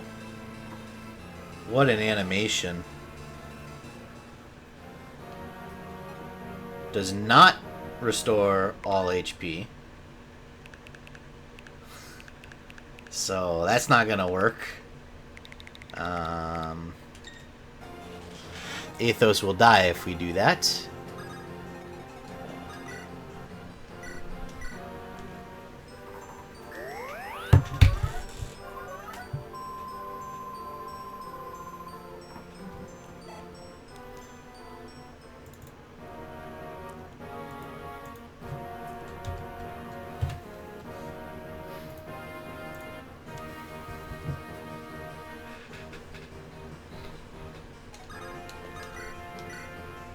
Ooh, Hector, you're gonna be our strong boy, huh? Okay. So make sure you have our mods equipped. You can wait there. I need Nils to get up. That's right, they can't. I mean, we may as well send the flyers out to try to kill these guys.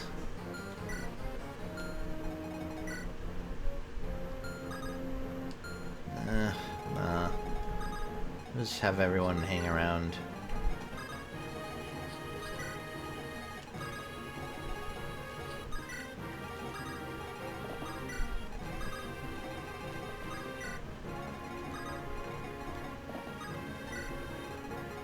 Why you don't bring Dorcas? You could have Pent healing here. We do these things not because they are easy.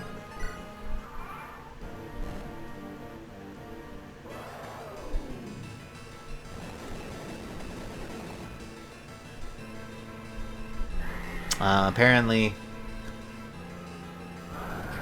he can kill Priscilla.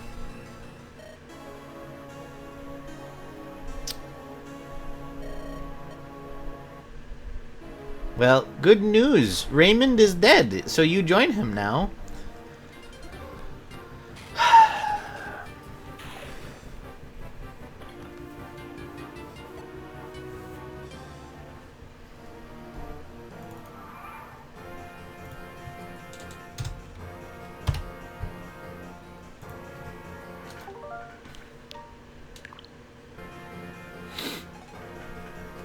So that's not gonna work. I did reset, yep.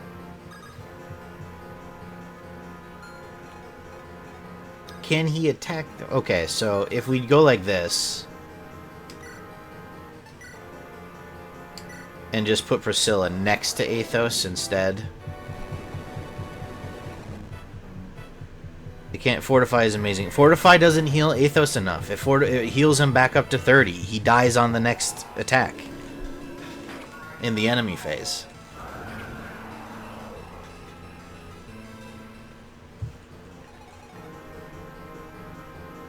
Then Nils Priscilla. Well, yeah. So we're going to put her to the side this time and see if that goes any better.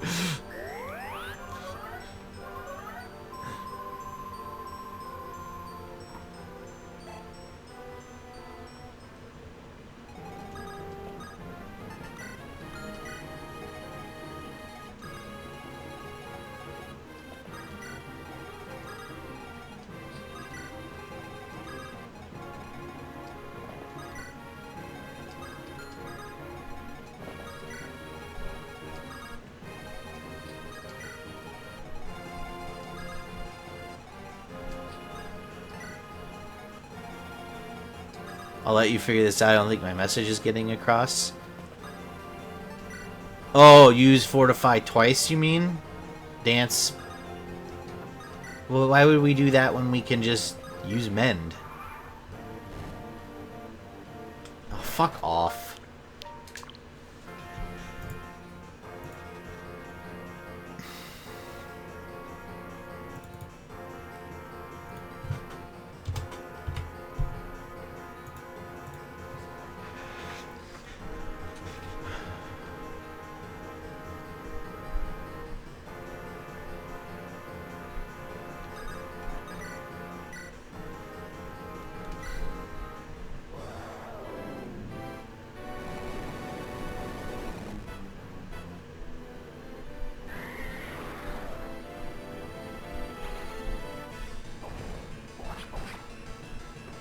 Okay. I see, Hannah.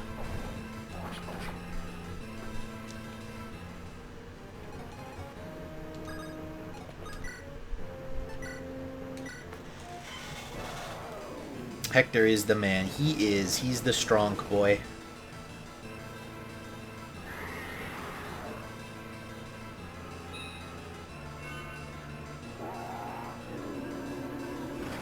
Oh, see, you guys, why didn't you tell me to manipulate RNG so Athos gets the crit?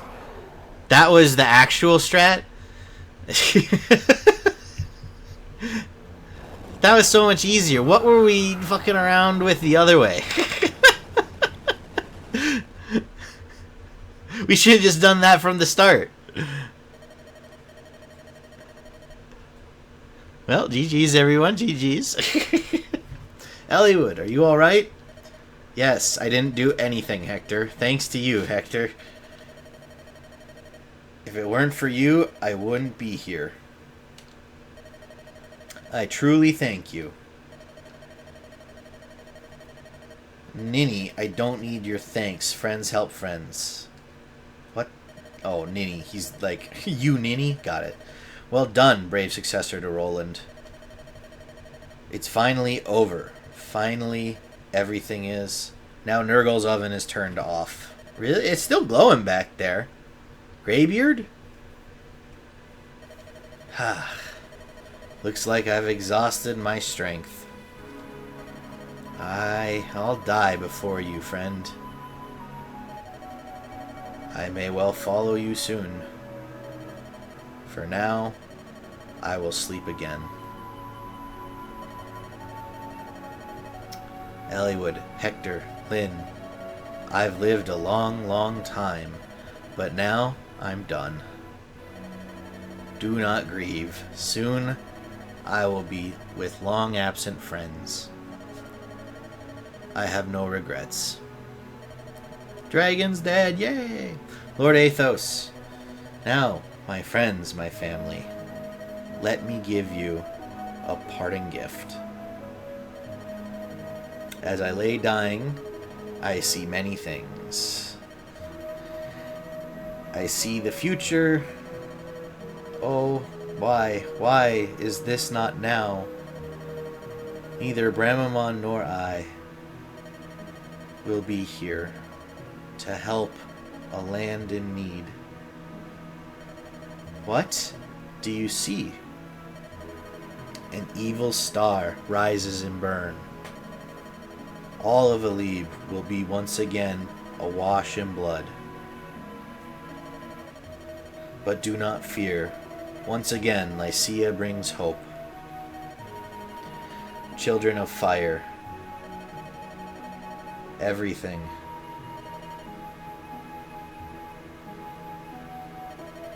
Lord Athos, even at the end, he thought of us. Greybeard. Look, both of you. Lord Athos. It's almost as though he's smiling.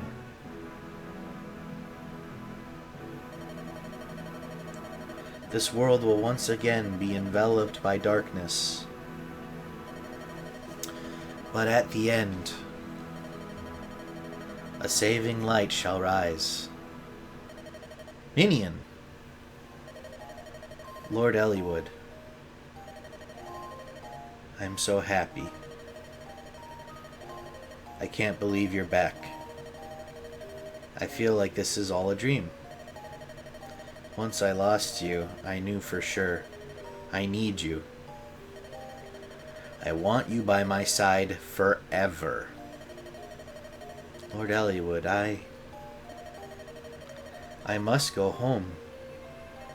But we A-ranked you! What do you mean? I'm the cause of all of this. It was my weakness that invited this tragedy. Eliwood, calm down. Ninian?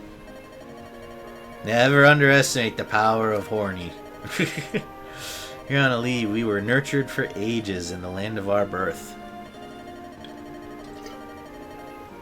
Even after humans invaded and drove us out. Not a day passed that I did not think of it. Memories of my mother and my father, of my home. I yearned to see it once again, our homeland. Those children, the fire dragons, they were like me.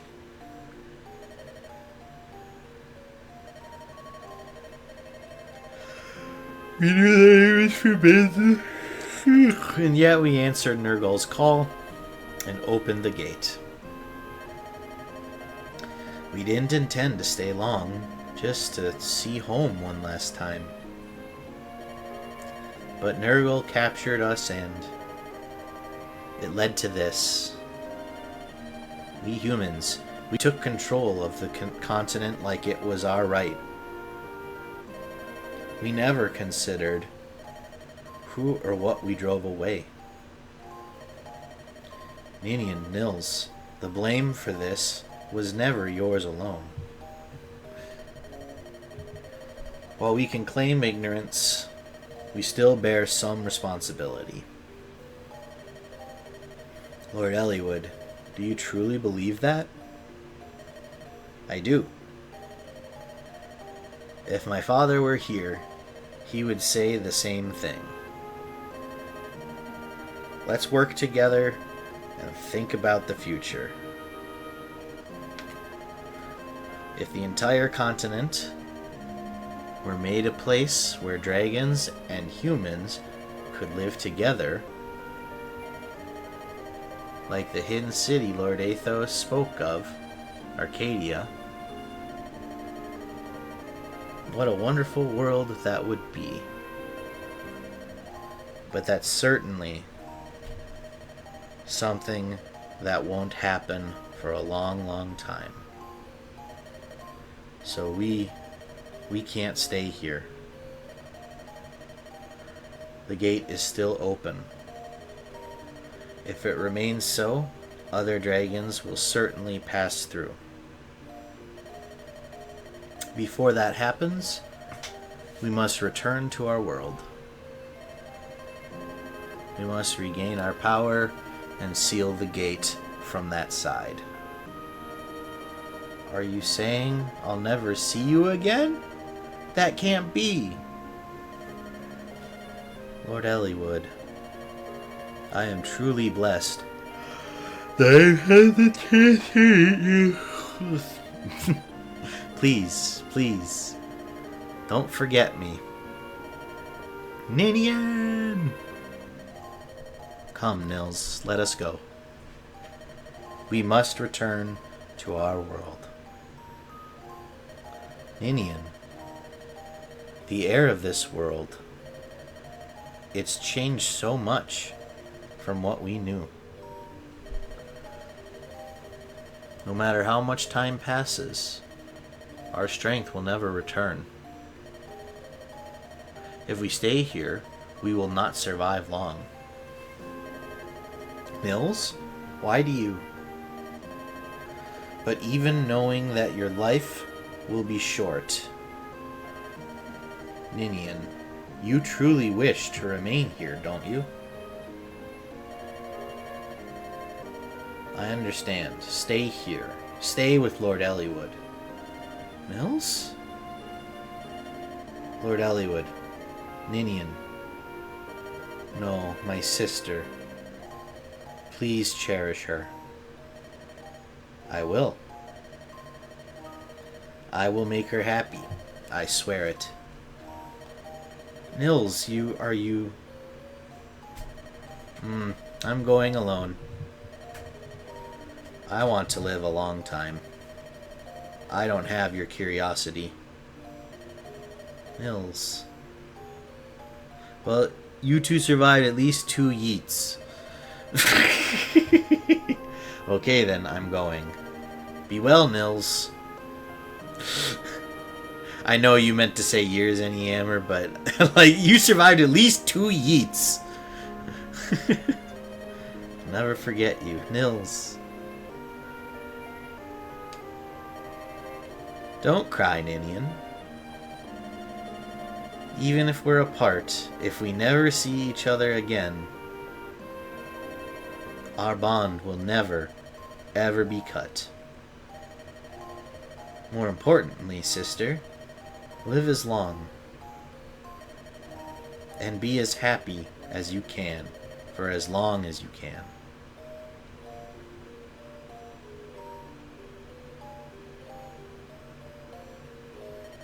Nils! Thank you, Nils.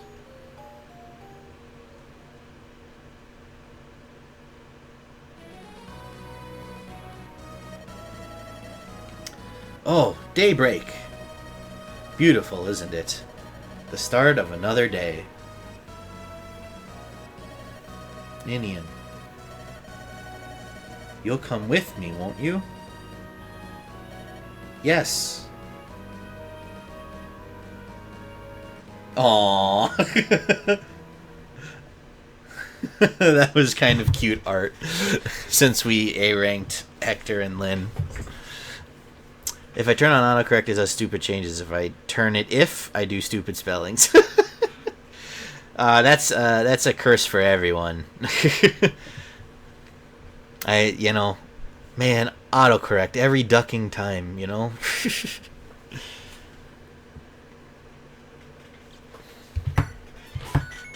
Epilogue. We made it. 1 year later. Oh, Slowgal. You made it. Come, relax. GG, thank you. GG's, everyone. What? You came to say goodbye? I haven't seen you in so long. And you're leaving? Oh, you heard too?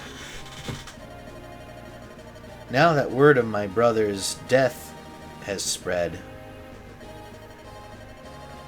the throne can't be left empty forever.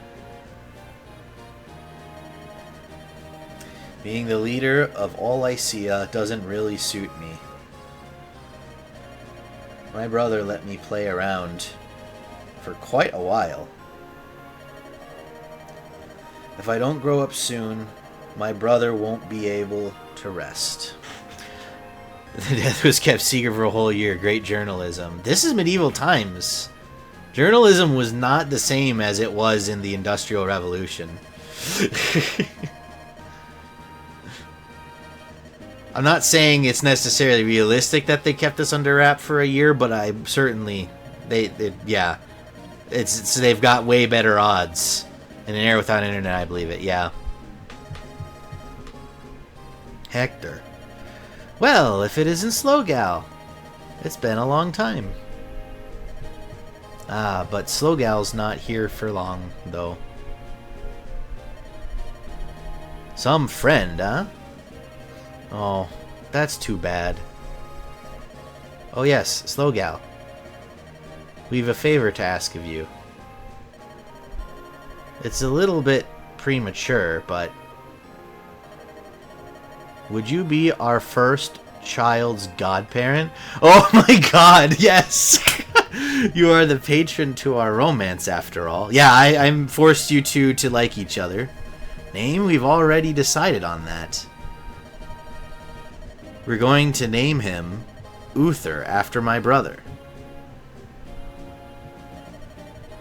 I beg your pardon? What if it's a girl? It's my child. It will be a boy. We'll pit him against Ellie Wood's son to see who's the strongest. It's not a fair matchup, Hector. Anyone would be stronger than Roy. This is all he ever talks about. Honestly, I don't know if he'll ever grow up. So, SlowguyCaz, if it is a girl, are you leaving? Say, SlowguyCaz, do you remember Athos's final words?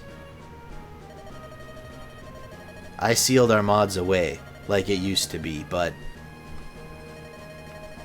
I can still feel its power pulsing inside me. War is coming. Someday, a terrible war. When that day comes, I want you to be there when that day comes. I want you to guide my children and me.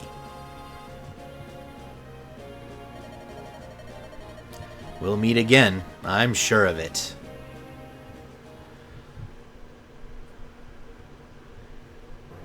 Yay!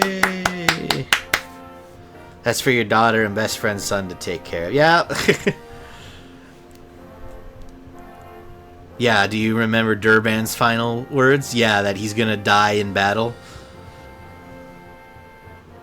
Hey, Bitesar! Thanks for the lurk. We just beat the game.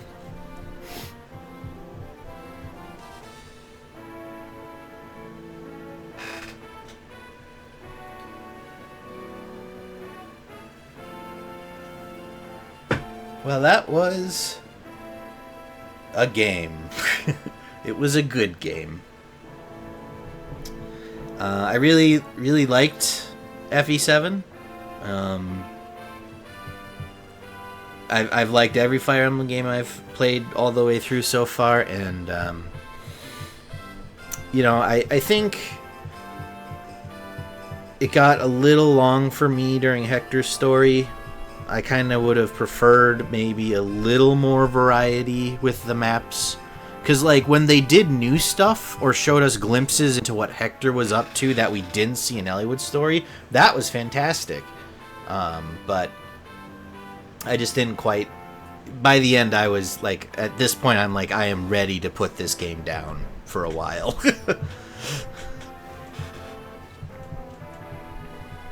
There's a theory that, although he is cursed to die in battle, he actually lived longer, because if not, he would die early like the rest of his family.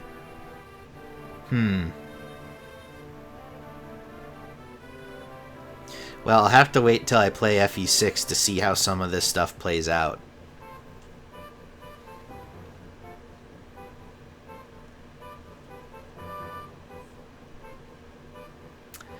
Matthew continued his service as a spy for House Ostia. The memory of his beloved Layla lingers on in his heart.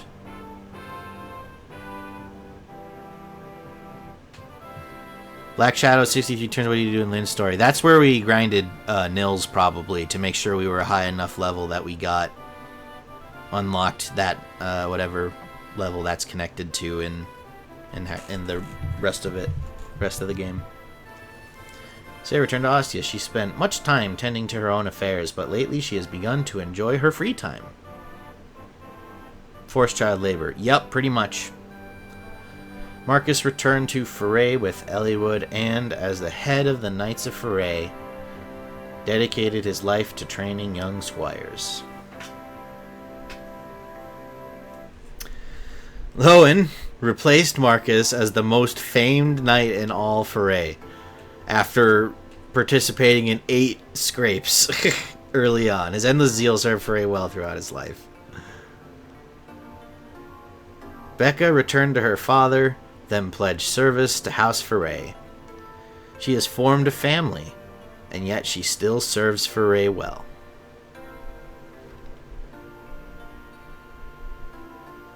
Dorcas returned to Foray and used the money he earned to buy medicine for Natalie, his wife. She recovers rapidly. Aw, we didn't get to see that, because he died in Eliwood's run. What a happy ending for him. Barter continues his quest from country to country. Rumors say that he fell in love with his own mortal enemy.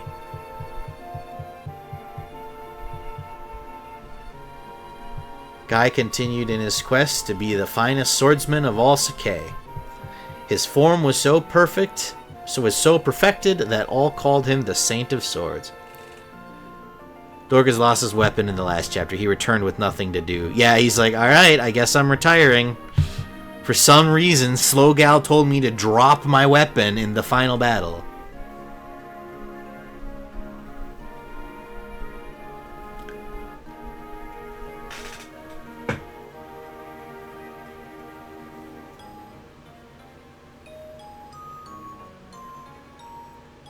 Aww.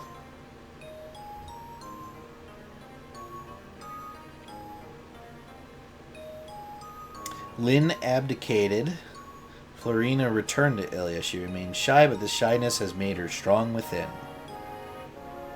So Lynn abdicated to be with Hector, huh?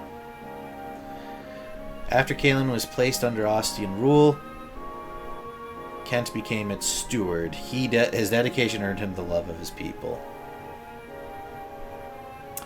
Sane lived. Sane lived this time. When Ostia took over the rule of Kaelin, Sane resigned and became an independent knight. His love of women is unchanged. Yay! He still harasses people. Will remain a knight of Kaelin even after Ostia took over. He became the commander of Ostia's Kaelin Archer Division. So they have a terrible Archer Division, is what I'm hearing. Died at Sands of Time. Yeah, I remember. Lucius lived a modest life in a remote corner of Aerophen. He built a small orphanage where he now cares for helpless children.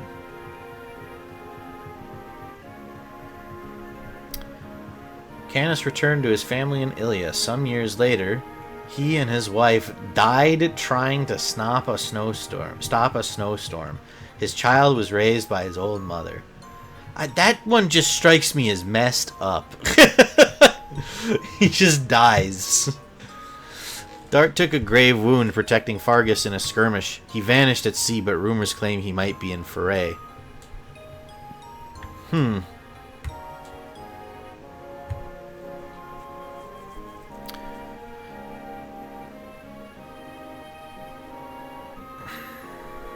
Well, Canis' death is discussed in FE6. Ah, so they can't change it. Gotcha. After the battle, the Gull traveled to... But don't you think they could have left it a bit more open-ended than that? And then you play FE6 and you're like, oh, he died in a snowstorm. Got it. And then because then people that play this one without playing FE6, I don't know. I think it's a little abrupt.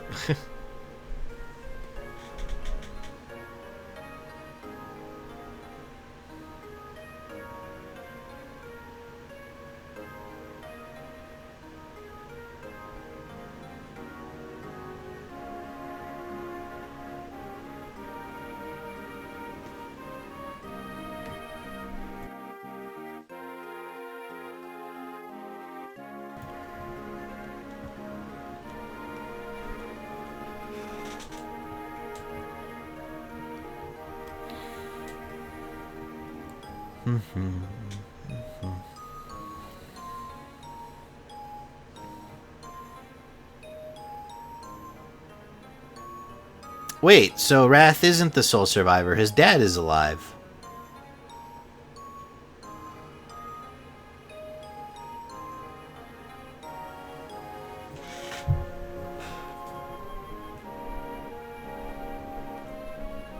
Geitz resumed his aimless wandering. He still searches for a land that he can finally call his own.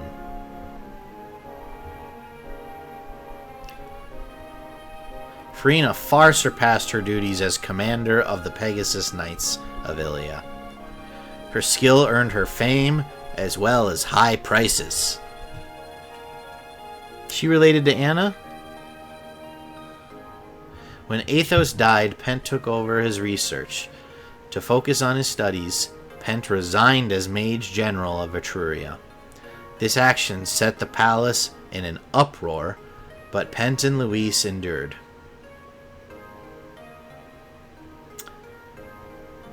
Harkin worked closely with Marcus to rebuild the Knights of Foray.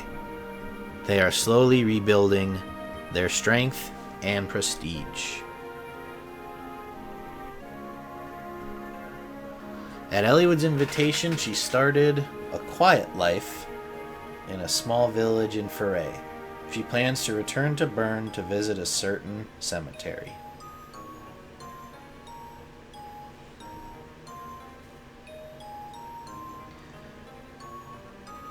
Jafar vanished in the final moments of the last battle. He still avoids the bounty hunters who seek out the famed Angel of Death.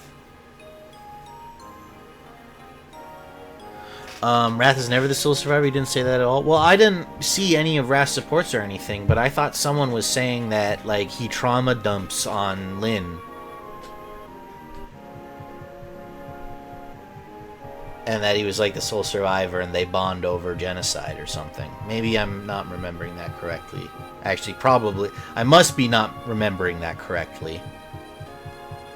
But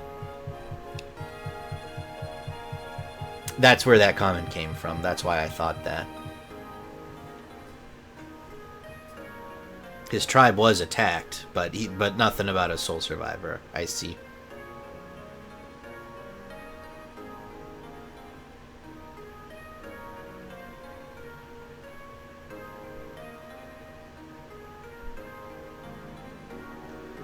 Alright, here we go. Eliwood and Ninian were wed after the conflict. Aww. Ninian gave up her old life and her people to enjoy a brief life with Eliwood. They have a son named Roy, who will one day take up arms to defend his nation.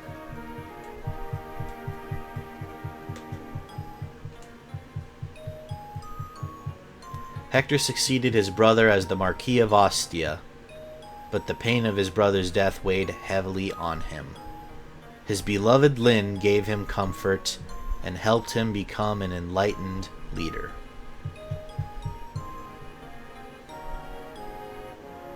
Famed genius. The tactician vanished after the final battle. Bern, Lycia, and Etruria all sought those famed skills, but none ever found the tactician.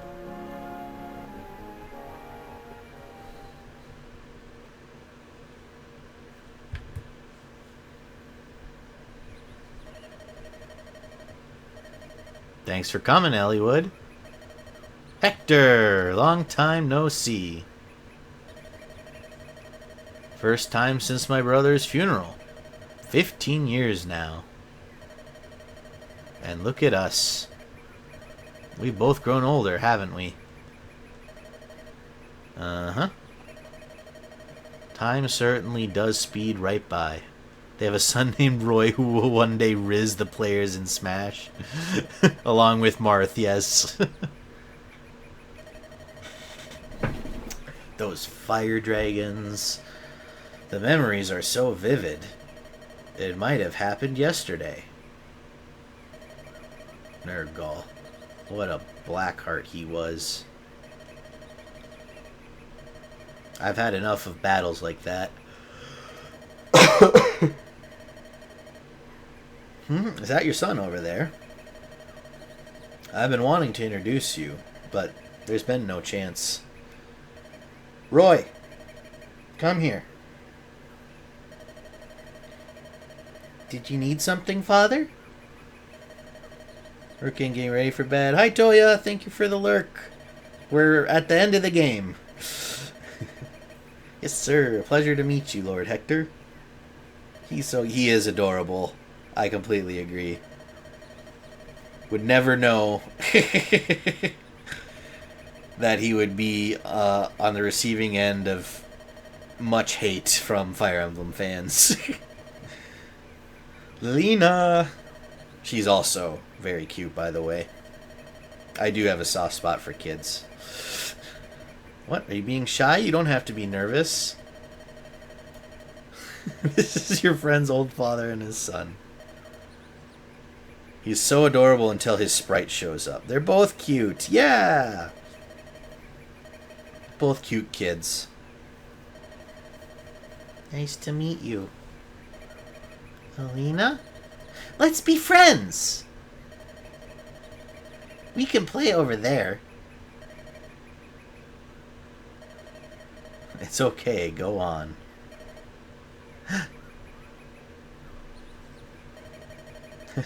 What a cute child. Good thing she took after her mother. What? She looks just like me, doesn't she? You're a sarcastic one, Marquis Ostia. Come on, now you're the one putting on airs. Marquis Ferret. GG's on the clear, Kaz. Thank you, Sparky. We did it. We finally did it. Cleared normal. And someday we'll be back for hard mode, but for now I am ready to put this game down. Had a great time with it, but it's time to play something new.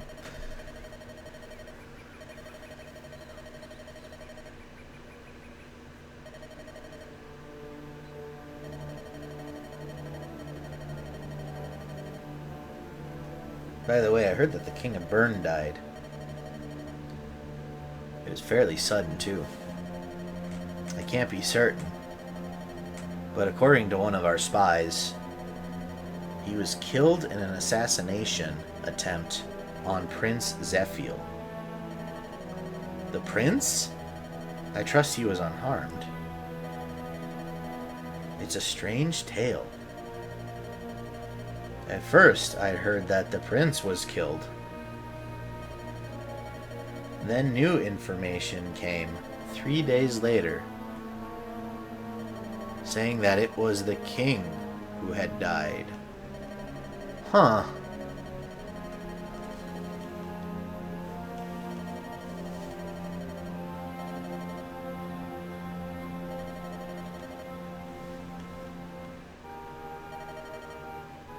Father, can I show Roy my pony? Yes, go ahead. Be careful. Aw, look at them. So cute. For the sake of our children's futures, I'll stop anything that may happen. I'll sacrifice my life to make it so. Once again, Lycia brings hope. If that turns out to be wrong, no, it must happen.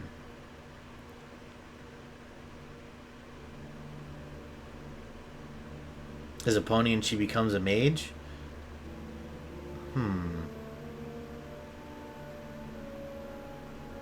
For what reason have you awakened a demon dragon? Who are you? Dragon.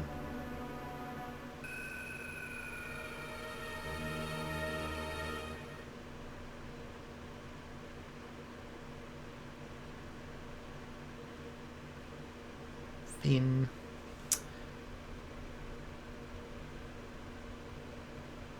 Lilina really doesn't take after Hector studying magic like that. And since we A-ranked him with Lynn, she doesn't really take after her mother either. And like personality-wise, she's shy. Neither of those two are shy. Must be some recessive genes from somewhere.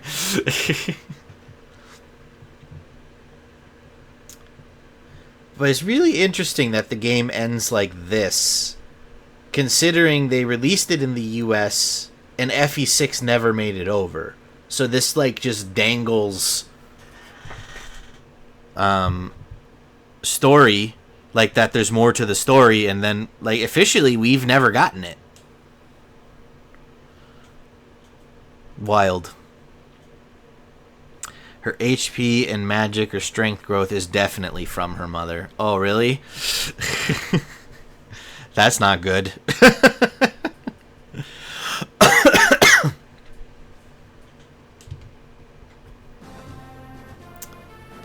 Oh, what a ride.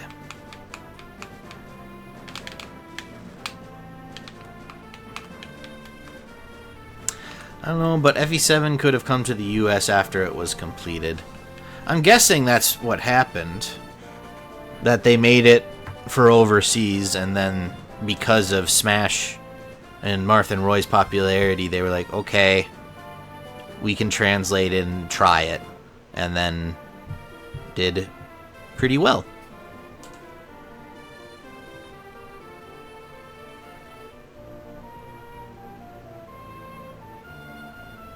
But I do wish Nintendo was better at bringing over the games we never got.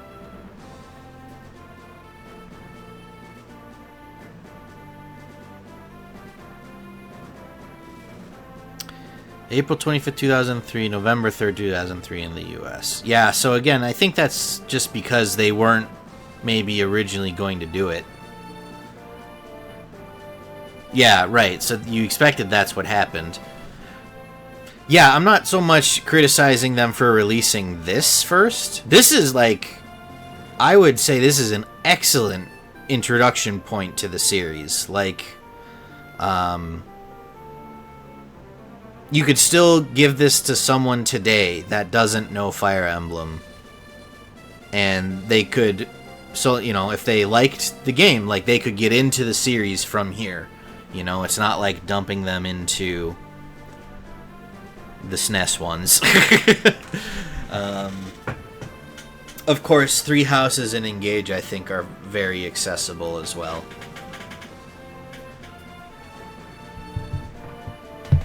But yeah, this game has aged pretty well.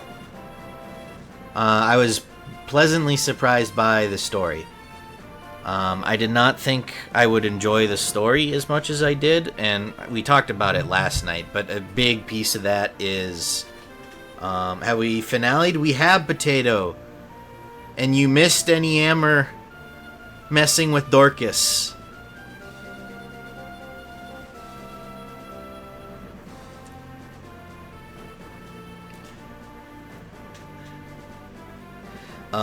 The twist where Eliwood kills Ninian is, I think, really elevates the story a lot. But coming in, I expected this to be generic fantasy schlop. And it is, but it's good generic fantasy schlop. So, I was pleasantly surprised by that. I didn't, like, find myself rolling my eyes a lot, which, like, during Engage, I rolled my eyes constantly during the dialogue and story.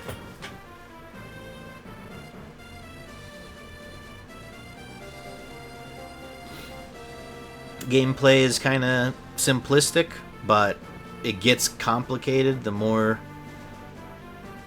you advance through. I'm guessing, like, because I struggled on many maps during both playthroughs, and I would imagine doing hard mode for both Elliewood and Hector would, you know, continue to ratchet up the difficulty and keep providing new challenges. I do, like, I'm sincere when I say I want to come back and play those sometime. It'll just probably be a while before we come back, but I am excited to see how that works, because I feel like the difficulty curve is actually really good.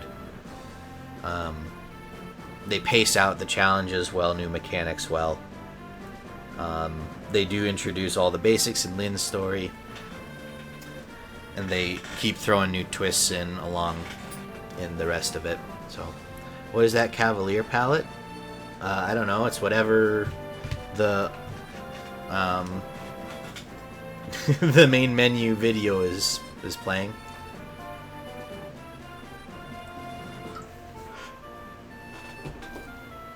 One thing I really don't like is how generic Elliewood is. Elliewood is pretty bland. Of the three lords in this game, he's the most uninteresting. Definitely. But, I think he gets away with it because Hector and Lynn are much more vivid in personality, and so him being sort of the straight man to those two's antics, I think works pretty well. Again, it's nothing earth-shattering, right? It's all stuff that has been done before, done better by other stories, but it works, you know?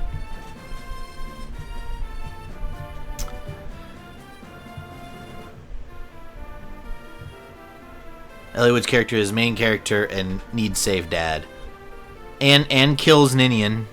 Pretty significant event in for Elliewood. Being bland earns him a dragon lady. What's so bad about that?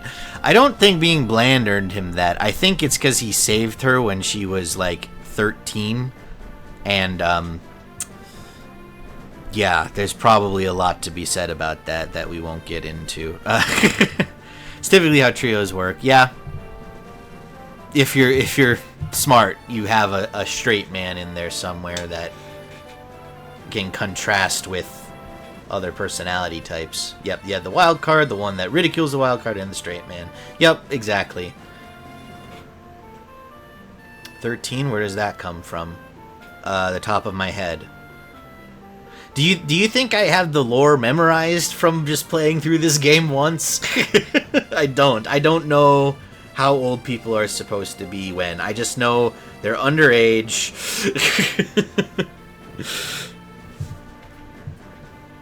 And someone out there wants to play but she's a dragon. She's actually thousands of years old. And it's like, but she's like a kid.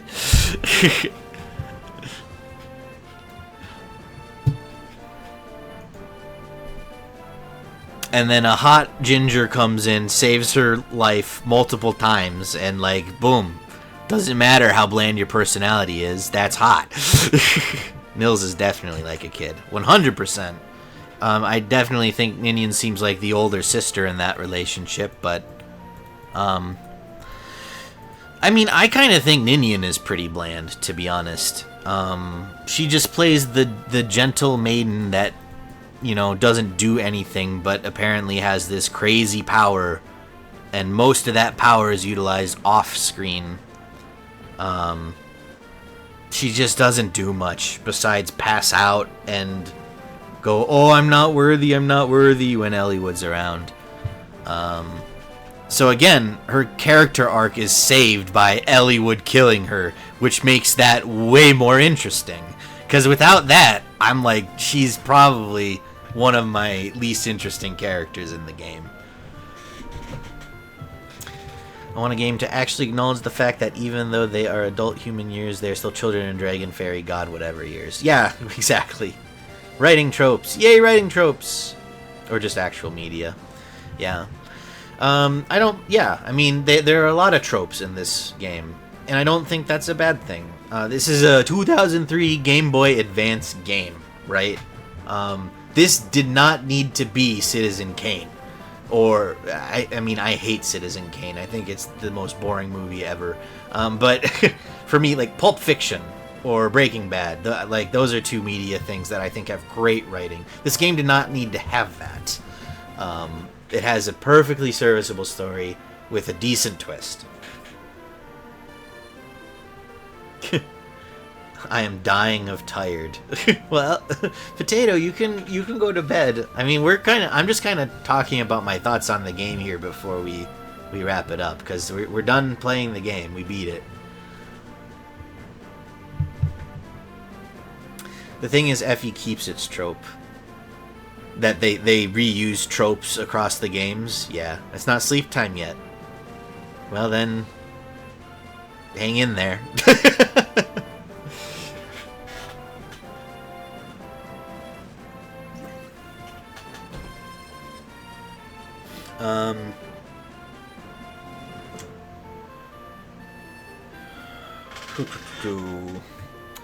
Hector is a good character. Again, it's a trope. He's the muscle-head idiot with the heart of gold, right? I think the most interesting stuff that happens is on his story, obviously. I like how he makes promises that it's gonna cost him in the future, but he wants to help his friends and he wants to help save the world. I think that's very fitting and in line with his character, and I think it makes him interesting too, because it shows you just the lengths he's willing to go to get things done. I noticed the FE trope that the first Myrmidon typically just vanishes at the end. Well, is that Guy? Technically Lyn, right? But Lyn is a lord, not a Myrm, and so Guy would be the first Myrmidon. He doesn't disappear. He's like famed across the land, right? Idiot? I wouldn't say that. No, that's... He's not an idiot, but muscle-bound... At the start, that's how he comes out, right? Like that he's not that smart, but he's very strong and has a heart of gold. Yes, in his story, as it goes on, he shows that he has inner strength and he is intelligent. He's just not... He's much more blunt, wears his heart on his sleeve, and that causes people to get the wrong impression. Technically, Lyn is a lord, so she's not technically a Myrmidon. Right. That's what I was saying. The part that he pretends to be oblivious, but actually very perceptive, actually makes him stand out from a whole lot of muscle characters. Yeah, Guy doesn't fall into that. That's what... Okay, yeah, that's what I thought. Jafar disappears, but he's an assassin. Yeah, I mean, I don't... I think it's still a trope, right? The muscle character that people think is dumb, but is actually smart and pays attention and is very caring. Like, that's a trope. Hector falls into it. Again, it's well executed, and they give him some moments to shine, where he's not just kind of played off for laughs or as the I'm a good friend. He also makes interesting decisions as a lord character, right? And he's not always necessarily the nicest guy, right? Like when he kills that sentry for just standing there. So for this game, that's about as close to morally gray as we get. Tropes aren't bad, just gotta know how to work in your story. Exactly. Tropes aren't inherently bad. In fact, they're tropes because they often work. The problem is, a lot of people in their writing will use a trope thinking that automatically makes it good, and it doesn't. You have to use it correctly. Well executed. A lot of writing about smart muscle guy tend to be lucky instead of smart. Hector is a pretty massive hypocrite for the way he treated Jafar. Hector shows emotional intelligence. He does show emotional intelligence with his friends, I would say. But like, kind of like Potato Lord was saying, he's not especially tolerant of the enemy. And like, normally I would be the first to say, yeah, it's war. That's how it goes. And in Jafar's case, like, I get it. Jafar killed Layla. But Hector doesn't seem to... And again, this is a thing the game does that I think is pretty cool. By the end, most of what you're fighting are morphs or brainwashed people, so it's a lot easier to treat them just as faceless foes, right? But Hector kind of treats everyone that's his enemy like that. They're just a thing to cut down. He doesn't really see the person that they are, I think. Or at least the game doesn't showcase that enough, in my opinion, if he does. That scene with Jafar, I think it's more Hector just trying to be rational, but his previous bias and emotion get in the way. Rational might not be the right word. I think rational is the right word. He's trying to be like, yes, we want to kill Jafar, but he's useful to us right now. And there's a bigger threat out there, so I have to put those emotions aside, but... and this might just be a me thing, but like for me, Fire Emblem is at its best when there's tragic death, right? Like when the game makes you kill someone you don't want to kill. And to me, that's a really powerful thing that not a lot of games do as commentary about war, right? Like, good people die on both sides. Even if one side has a just cause and the other doesn't, that doesn't mean everyone caught up in the conflict is necessarily good or bad, split down the line. And for me, I just didn't see that. What's the word I'm trying to think of on the tip of my tongue?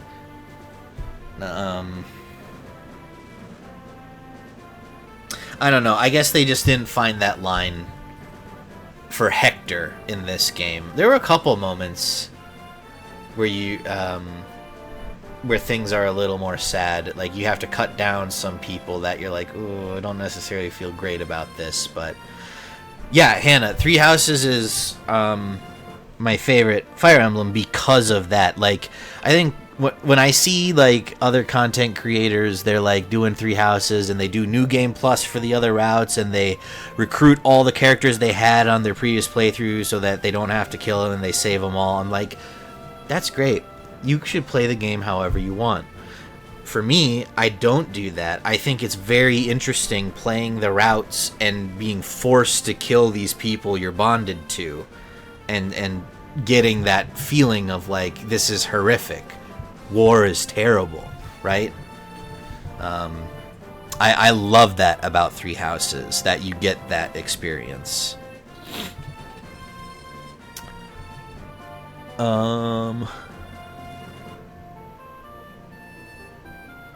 said in a previous stream, there's a decent chance that we just kill Dorcas in FE6. Oh. Is there a person on enemies? You lost your mind? I mean... The other person fighting you is a person, right? You can't always let yourself acknowledge that, right? Like, if you're the person on the front line fighting for your life, I get that's not a philosophical thing at the forefront of your mind. You are fighting for your life. But what Fire Emblem is able to do is have those moments, because it's anime as fuck sometimes, where you do talk on the battlefield and there is those moments of reflection of like, man, I really don't think I should be killing this person, but they're on the wrong side of the war. Aelgard on multiple instances says she does believe that Dimitri's right, but he doesn't solve the problem she wants to solve. Yeah, I mean, someday I'll get probably more into Adelgard. Adelgard is my favorite Fire Emblem character, and it's not because she's my waifu or something. I do think she's cute, but I just like the fact that, like, there's a lot, like, her motivations are layered, Her morality is not straightforward, but there's also, like, there's truth to it. There's problems with it. It's the most complex thing I think Fire Emblem has ever attempted. And I know there's a lot of dialogue on whether or not they succeeded, but I respect just the try. And I think it does work on a lot of levels. Obviously, there's lots of games in the series I haven't played, so maybe they do have another character like that. I'm just not aware of it. But when I played Three Houses for that first time, I was blown away at Edelgard's complexity. And that complexity then carries over to the war that she wages and stuff. So you don't get any of that in this game, in FE7. It's pretty much like there are the good guys and the bad guys, and some of the bad guys will change sides to be on your army, but the rest of them are just the bad guys.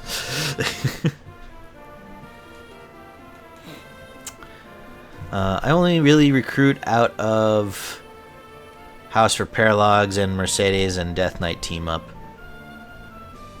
Yeah, there's lots of, I mean, you can customize the shit out of a Three Houses run. It's one of the strengths and replayability things of that game. You can get particular characters for certain... Hey! Wireless Cow! Thank you so much for the follow! Welcome, welcome! If you're lurking, feel free to keep lurking. I like to lurk myself, so I appreciate the follow, but you can also feel free to hop in the conversation too. We have a good community here, so. But welcome. I hope you're having a good night. 3H is a FE done serious. Fates is FE done incest. Engage is FE done fake family friendly. I haven't played Fates, so I can't comment on the incest. But I do like Three Houses is Fire Emblem done more seriously. There are lots of moments of levity, especially in the Academy arc, right? Once the war arc starts, things are definitely a lot more serious, but there's still moments of levity like there would be in real life. You know, in between fights, people will find things to keep themselves busy and people will laugh. You know, people make jokes, people find ways to cope. But I like that it's a more serious tone. Engage tries to have a serious tone at some points and then just runs it into the ground with weird ass goofy dialogue and strong character personalities that just don't always land for me. The mission where you like go in, I think it's like chapter 9 or something in Engage, where you go into kill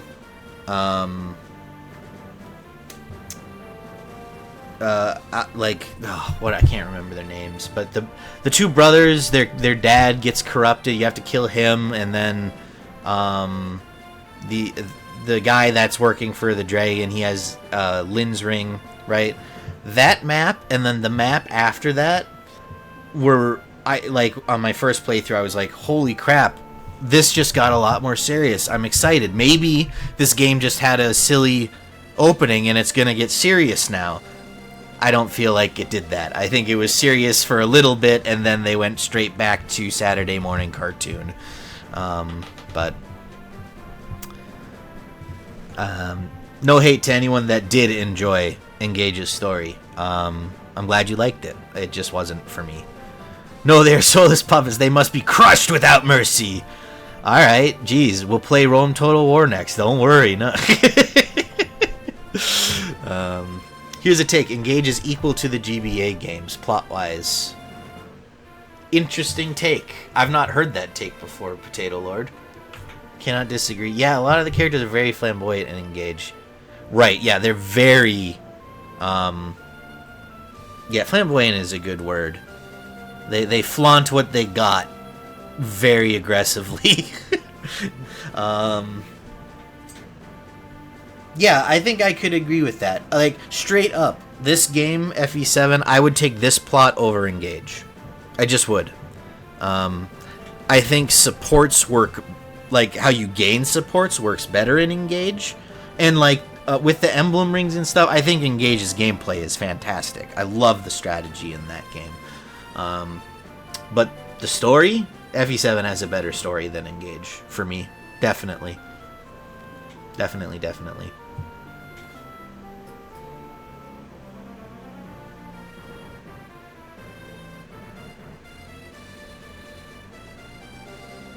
Engage was my first Fire Emblem, so I always view it through rose-tinted glasses, like most people do with GBA FE. Yeah, no, 100%. I could see if you're new to this series and, you know, the dialogue isn't off-putting to you. I mean, Engage is a good game, you know? Like, even at my worst when I'm criticizing the story, I'm like, I would still probably play Engage over a lot of crap on PlayStation or Xbox.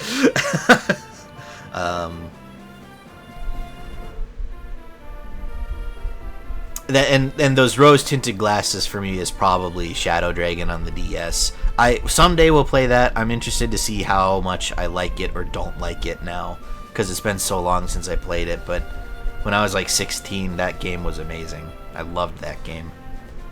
I love the mechanics in Engage. The brake system was super fun. The brake system is fun. I like the rings, and how you can, you know, cross-equip skills across all your characters. Engage's mechanics are great. I do really enjoy that game.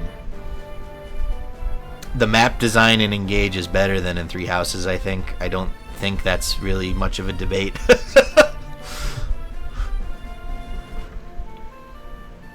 I had the rose-tinted glasses with Awakening for the same reason. Yeah, Awakening, that was a big one for a lot of people. Like, I never played the 3DS ones, but in college I remember people going, Awakening is so good. And I'm like, yeah, but I'm playing New Leaf. And I'm a broke-ass college student. So I can buy Fire Emblem or I can buy Pokemon Y. And I bought Pokemon Y.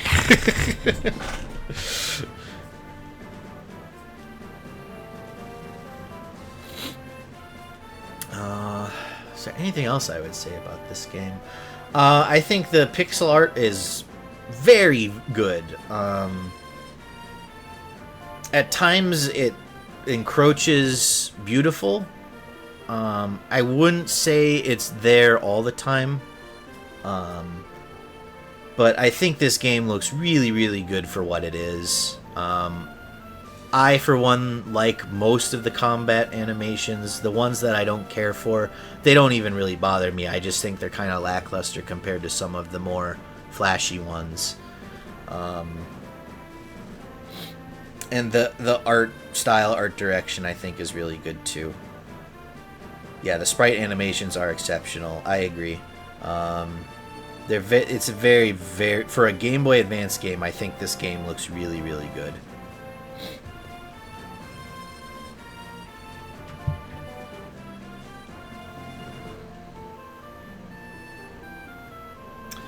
Music-wise, not too much stood out to me music-wise. Nothing really, no songs that I didn't like, really. But, there's that one map song that I do really like. You know, where it's dun, dun, dun, dun, dun, dun, dun. I like that one. That's the only really standout track to me, though. The rest of it is good, but not particularly memorable for me. Probably some of that is the limitation with it being a Game Boy Advance game. There are Game Boy Advance games with good soundtracks, but it's a lot harder to do with the Game Boy Advance than it is on modern hardware. FE has great music in general. I think they have a lot of great music, and then a lot of music that is also just kind of standard and forgettable. But that helps the great music sometimes stand out. But modern Fire Emblem, Three Houses, Engage, fucking fantastic soundtracks. I listen to those soundtracks. Like, people are like, what music are you listening to, Kaz? And I'm like, oh, you know, I just stuff. Because if I were to tell people in real life, oh, I'm listening to Fire Emblem music, they would be like, who's that? Is that a band? And I'm like, no. Even FE1 has good music. I agree. There are some good tracks in FE1. I ended up listening to FE4 and FE5 soundtrack more. Interesting. I'm excited to see more of it. Because, yeah, the franchise has good music. Definitely does.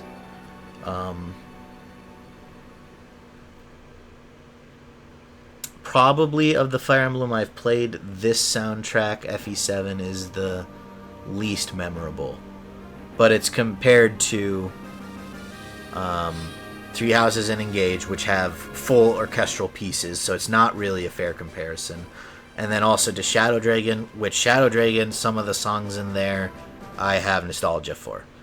So it's not necessarily a fair matchup there either. I also got into trying to figure out what remixes in Engage are from what song in their original game. Oh yeah, like when you battle some of the emblems on their emblem maps, they play remixed versions of songs.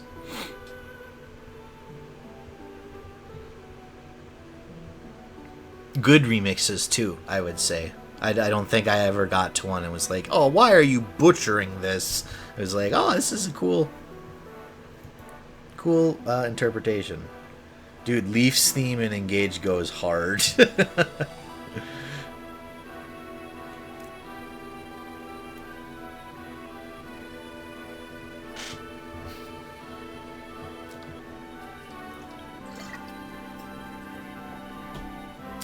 So the Peace Companions from this one, any hammer?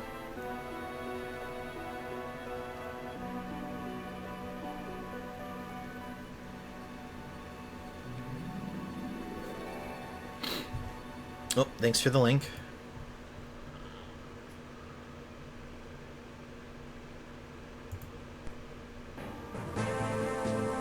Yeah, that one, any hammer. I like that one.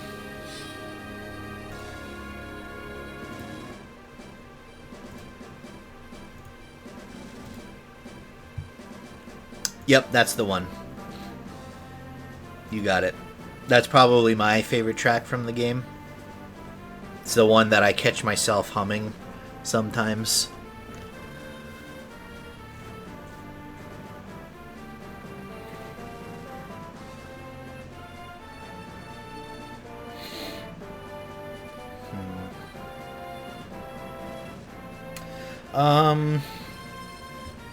Your favorite map music is Inescapable Fates. Can pull that one up really quick.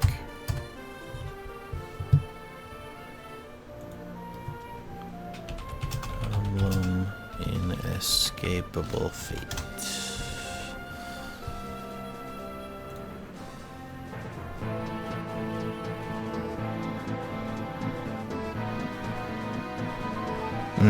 Yeah, that's a good one. Yeah, that's a good track.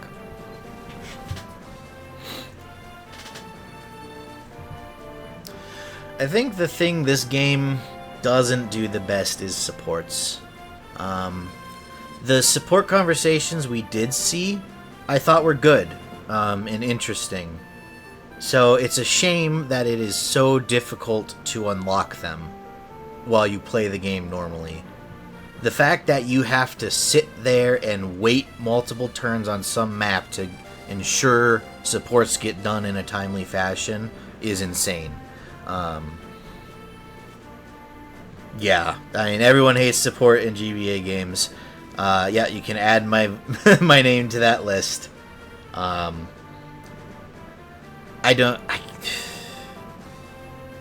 Why do they make it so long for no reason? I can't fathom.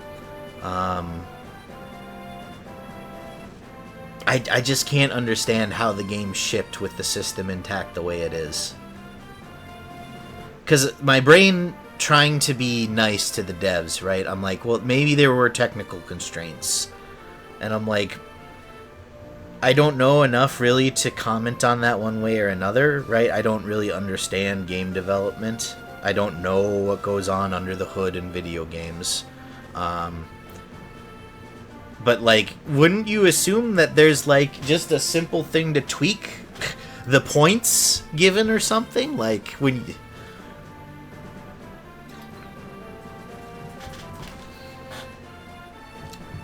This seems to be UX test fail. You is the like, what do you mean, Bitesar?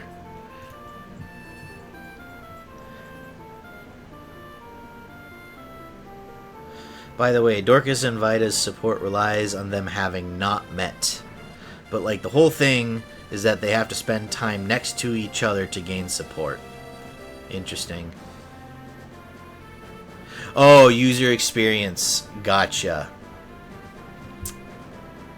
This is a game developed in a time where grinding is the trend. Oh, okay. True, true. That would have been around the era where like WoW popped off and everyone was like, holy shit, our game needs to be an MMO.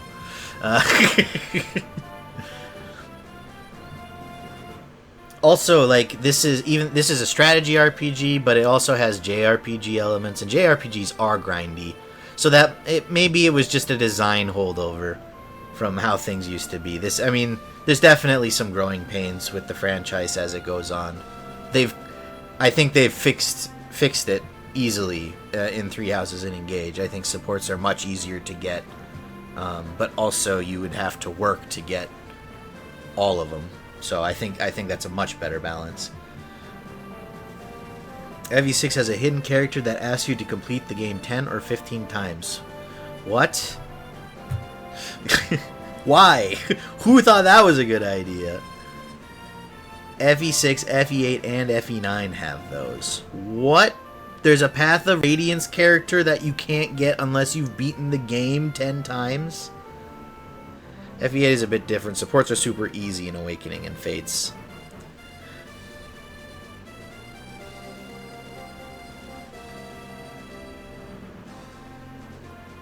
Dang. Multiple characters in Path of Radiance. Oh, man. So I have to beat that game 9 times on my own time and then play it on stream the 10th time so that we can see all the characters. I think 2 of them, Oliver and Ashnard. I recognize Oliver, I don't recognize Ashnard. 2 antagonists in the game, okay. Ashnard being the BEG. Oh, okay, so that's more of just a Easter egg / unlockable cheat code or something for fun. That's less offensive to me then. No, it's Bryce and Ashnard. I think Path of Radiance just asks 1 complete. Oliver requires 3 wins.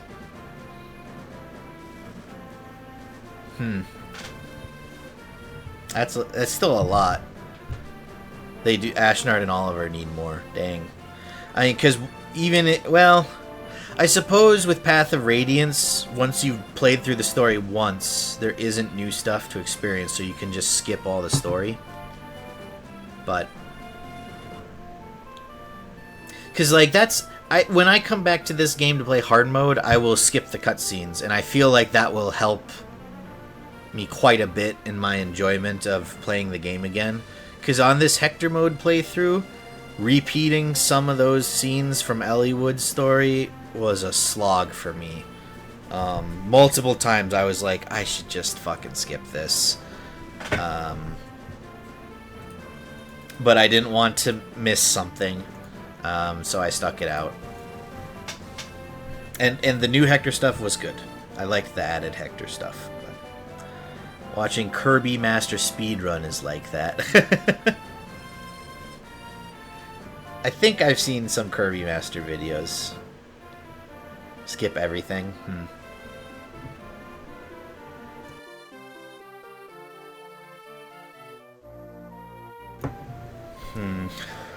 Trying to think, do I have anything else to say about this game?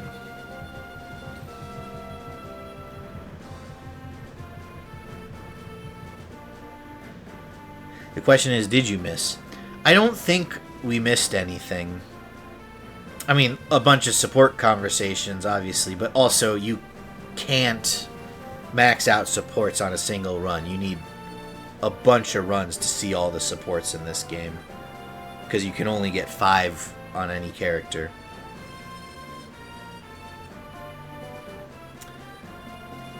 Fire Emblem speedruns are just mashing the start button. I don't know what he doesn't know. Okay, that's a good thing to talk about. I don't know if I got the full story with Kashuna. I felt very underwhelmed with that Hector mode. With that last chapter with Kashuna. I don't feel like anything was answered in it. And so I'm genuinely curious if I did something wrong or if I didn't bring the right characters along or something. Like, did I need to bring Nils on that map to get some more lore?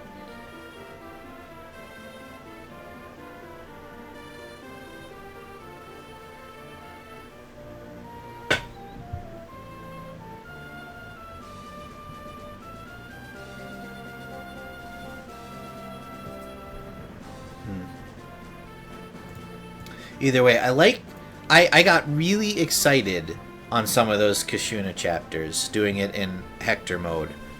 Because I was like, this is new, this is interesting, what's the backstory, what's the story here? And then it just kind of stopped and everyone was like, that's sad. And I was like, I mean, kinda, but I don't know the guy at all.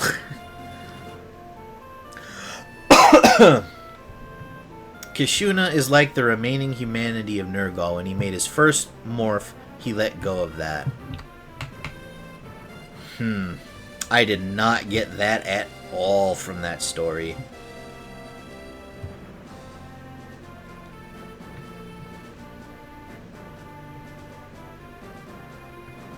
Did Nergal say something about asking why he's doing this? I only remember Nergal saying, Kashuna, you're like a waste of space, go rot until you're dust.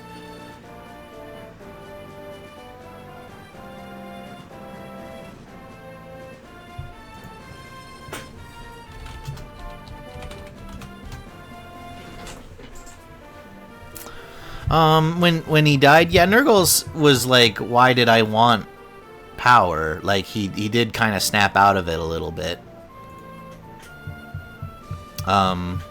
And then Anyammer pointed out the mistranslation, that he says he's doing it for the quintessence when it should have been his wife's name. Yeah. Okay, we got everything. Okay.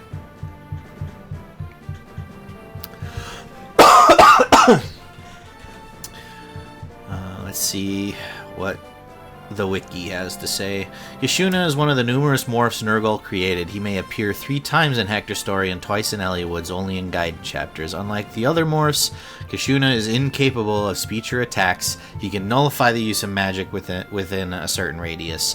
Kashuna is killed during his 3rd encounter in Hector's story. Although it seems that he was the first morph ever created, he is not. He was the first morph to have emotions, but he was rejected by Nergal because of his very nature as a magic seal.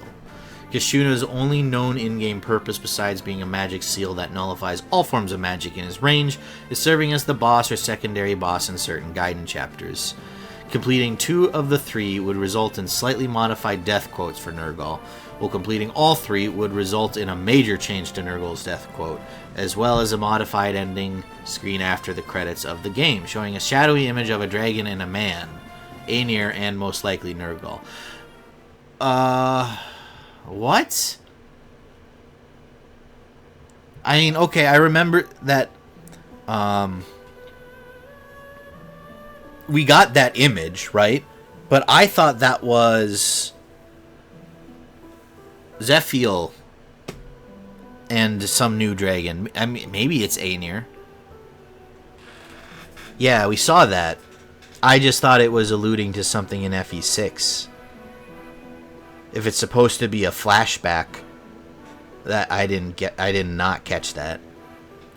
I like the theory that when Renault apparently asked Nurgle to make a morph of his wife, and Nurgle accidentally made Kashuna. Interesting. That's kind of a cool theory. No, that's about Nurgle. Ugh. That's not conveyed well at all, because they show it immediately after Zephiel sitting on the throne and giving an evil smile.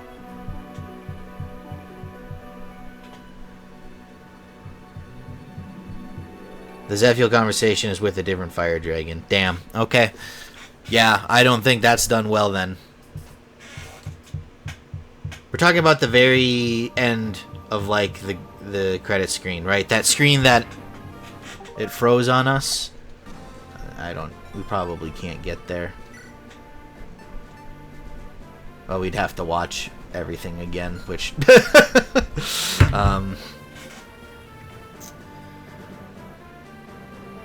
Well, because this is after FE6, so that's how they failed to adjust it for Western players.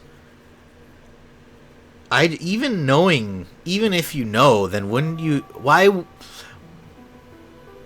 I don't know.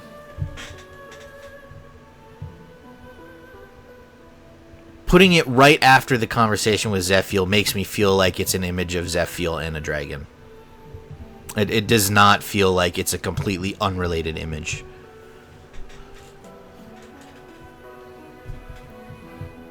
Especially with how that's the image they hold on until you press a button and it says Finn.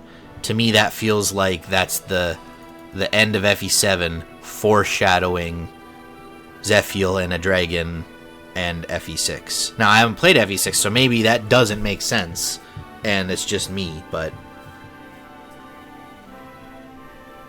I feel like they should have just removed Zephiel's scene for Western release. Yeah, in hindsight, it feels like they should have. At the time, you know, they might have been... Maybe Intelligent Systems was hoping they'd get the chance to release FE6 in the West as well, and Nintendo just didn't allow it for some reason, or who knows. Is actually a huge plot hole, because FE7 suggested multiple times Zephiel knows it is Hector and Eliwood who saved them. Yeah.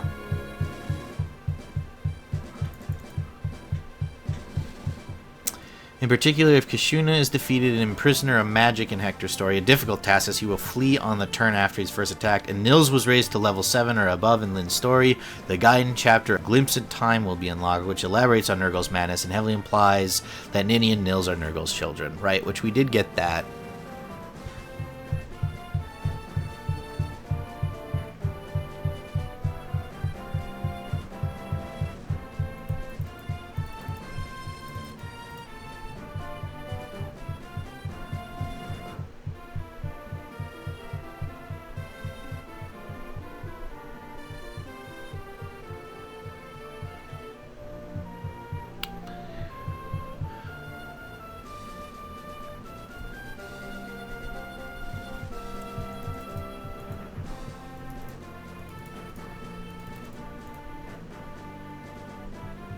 Yeah, okay, well.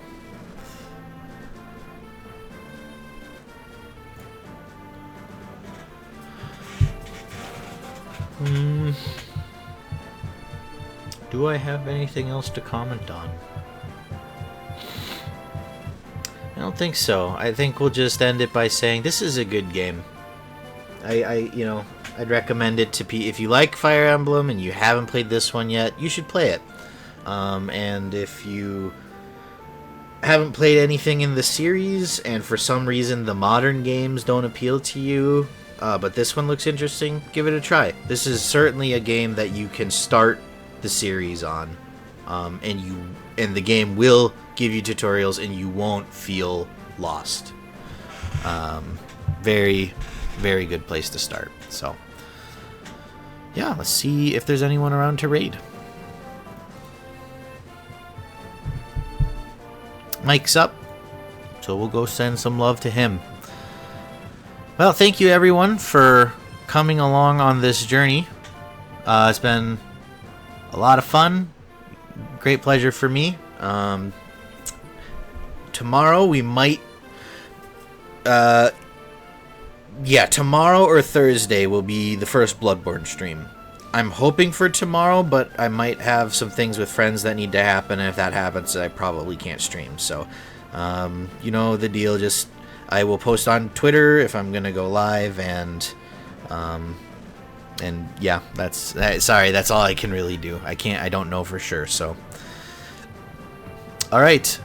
Thank you everyone again. Have a great night. Hopefully we'll see you at the next one. Take care. Bye.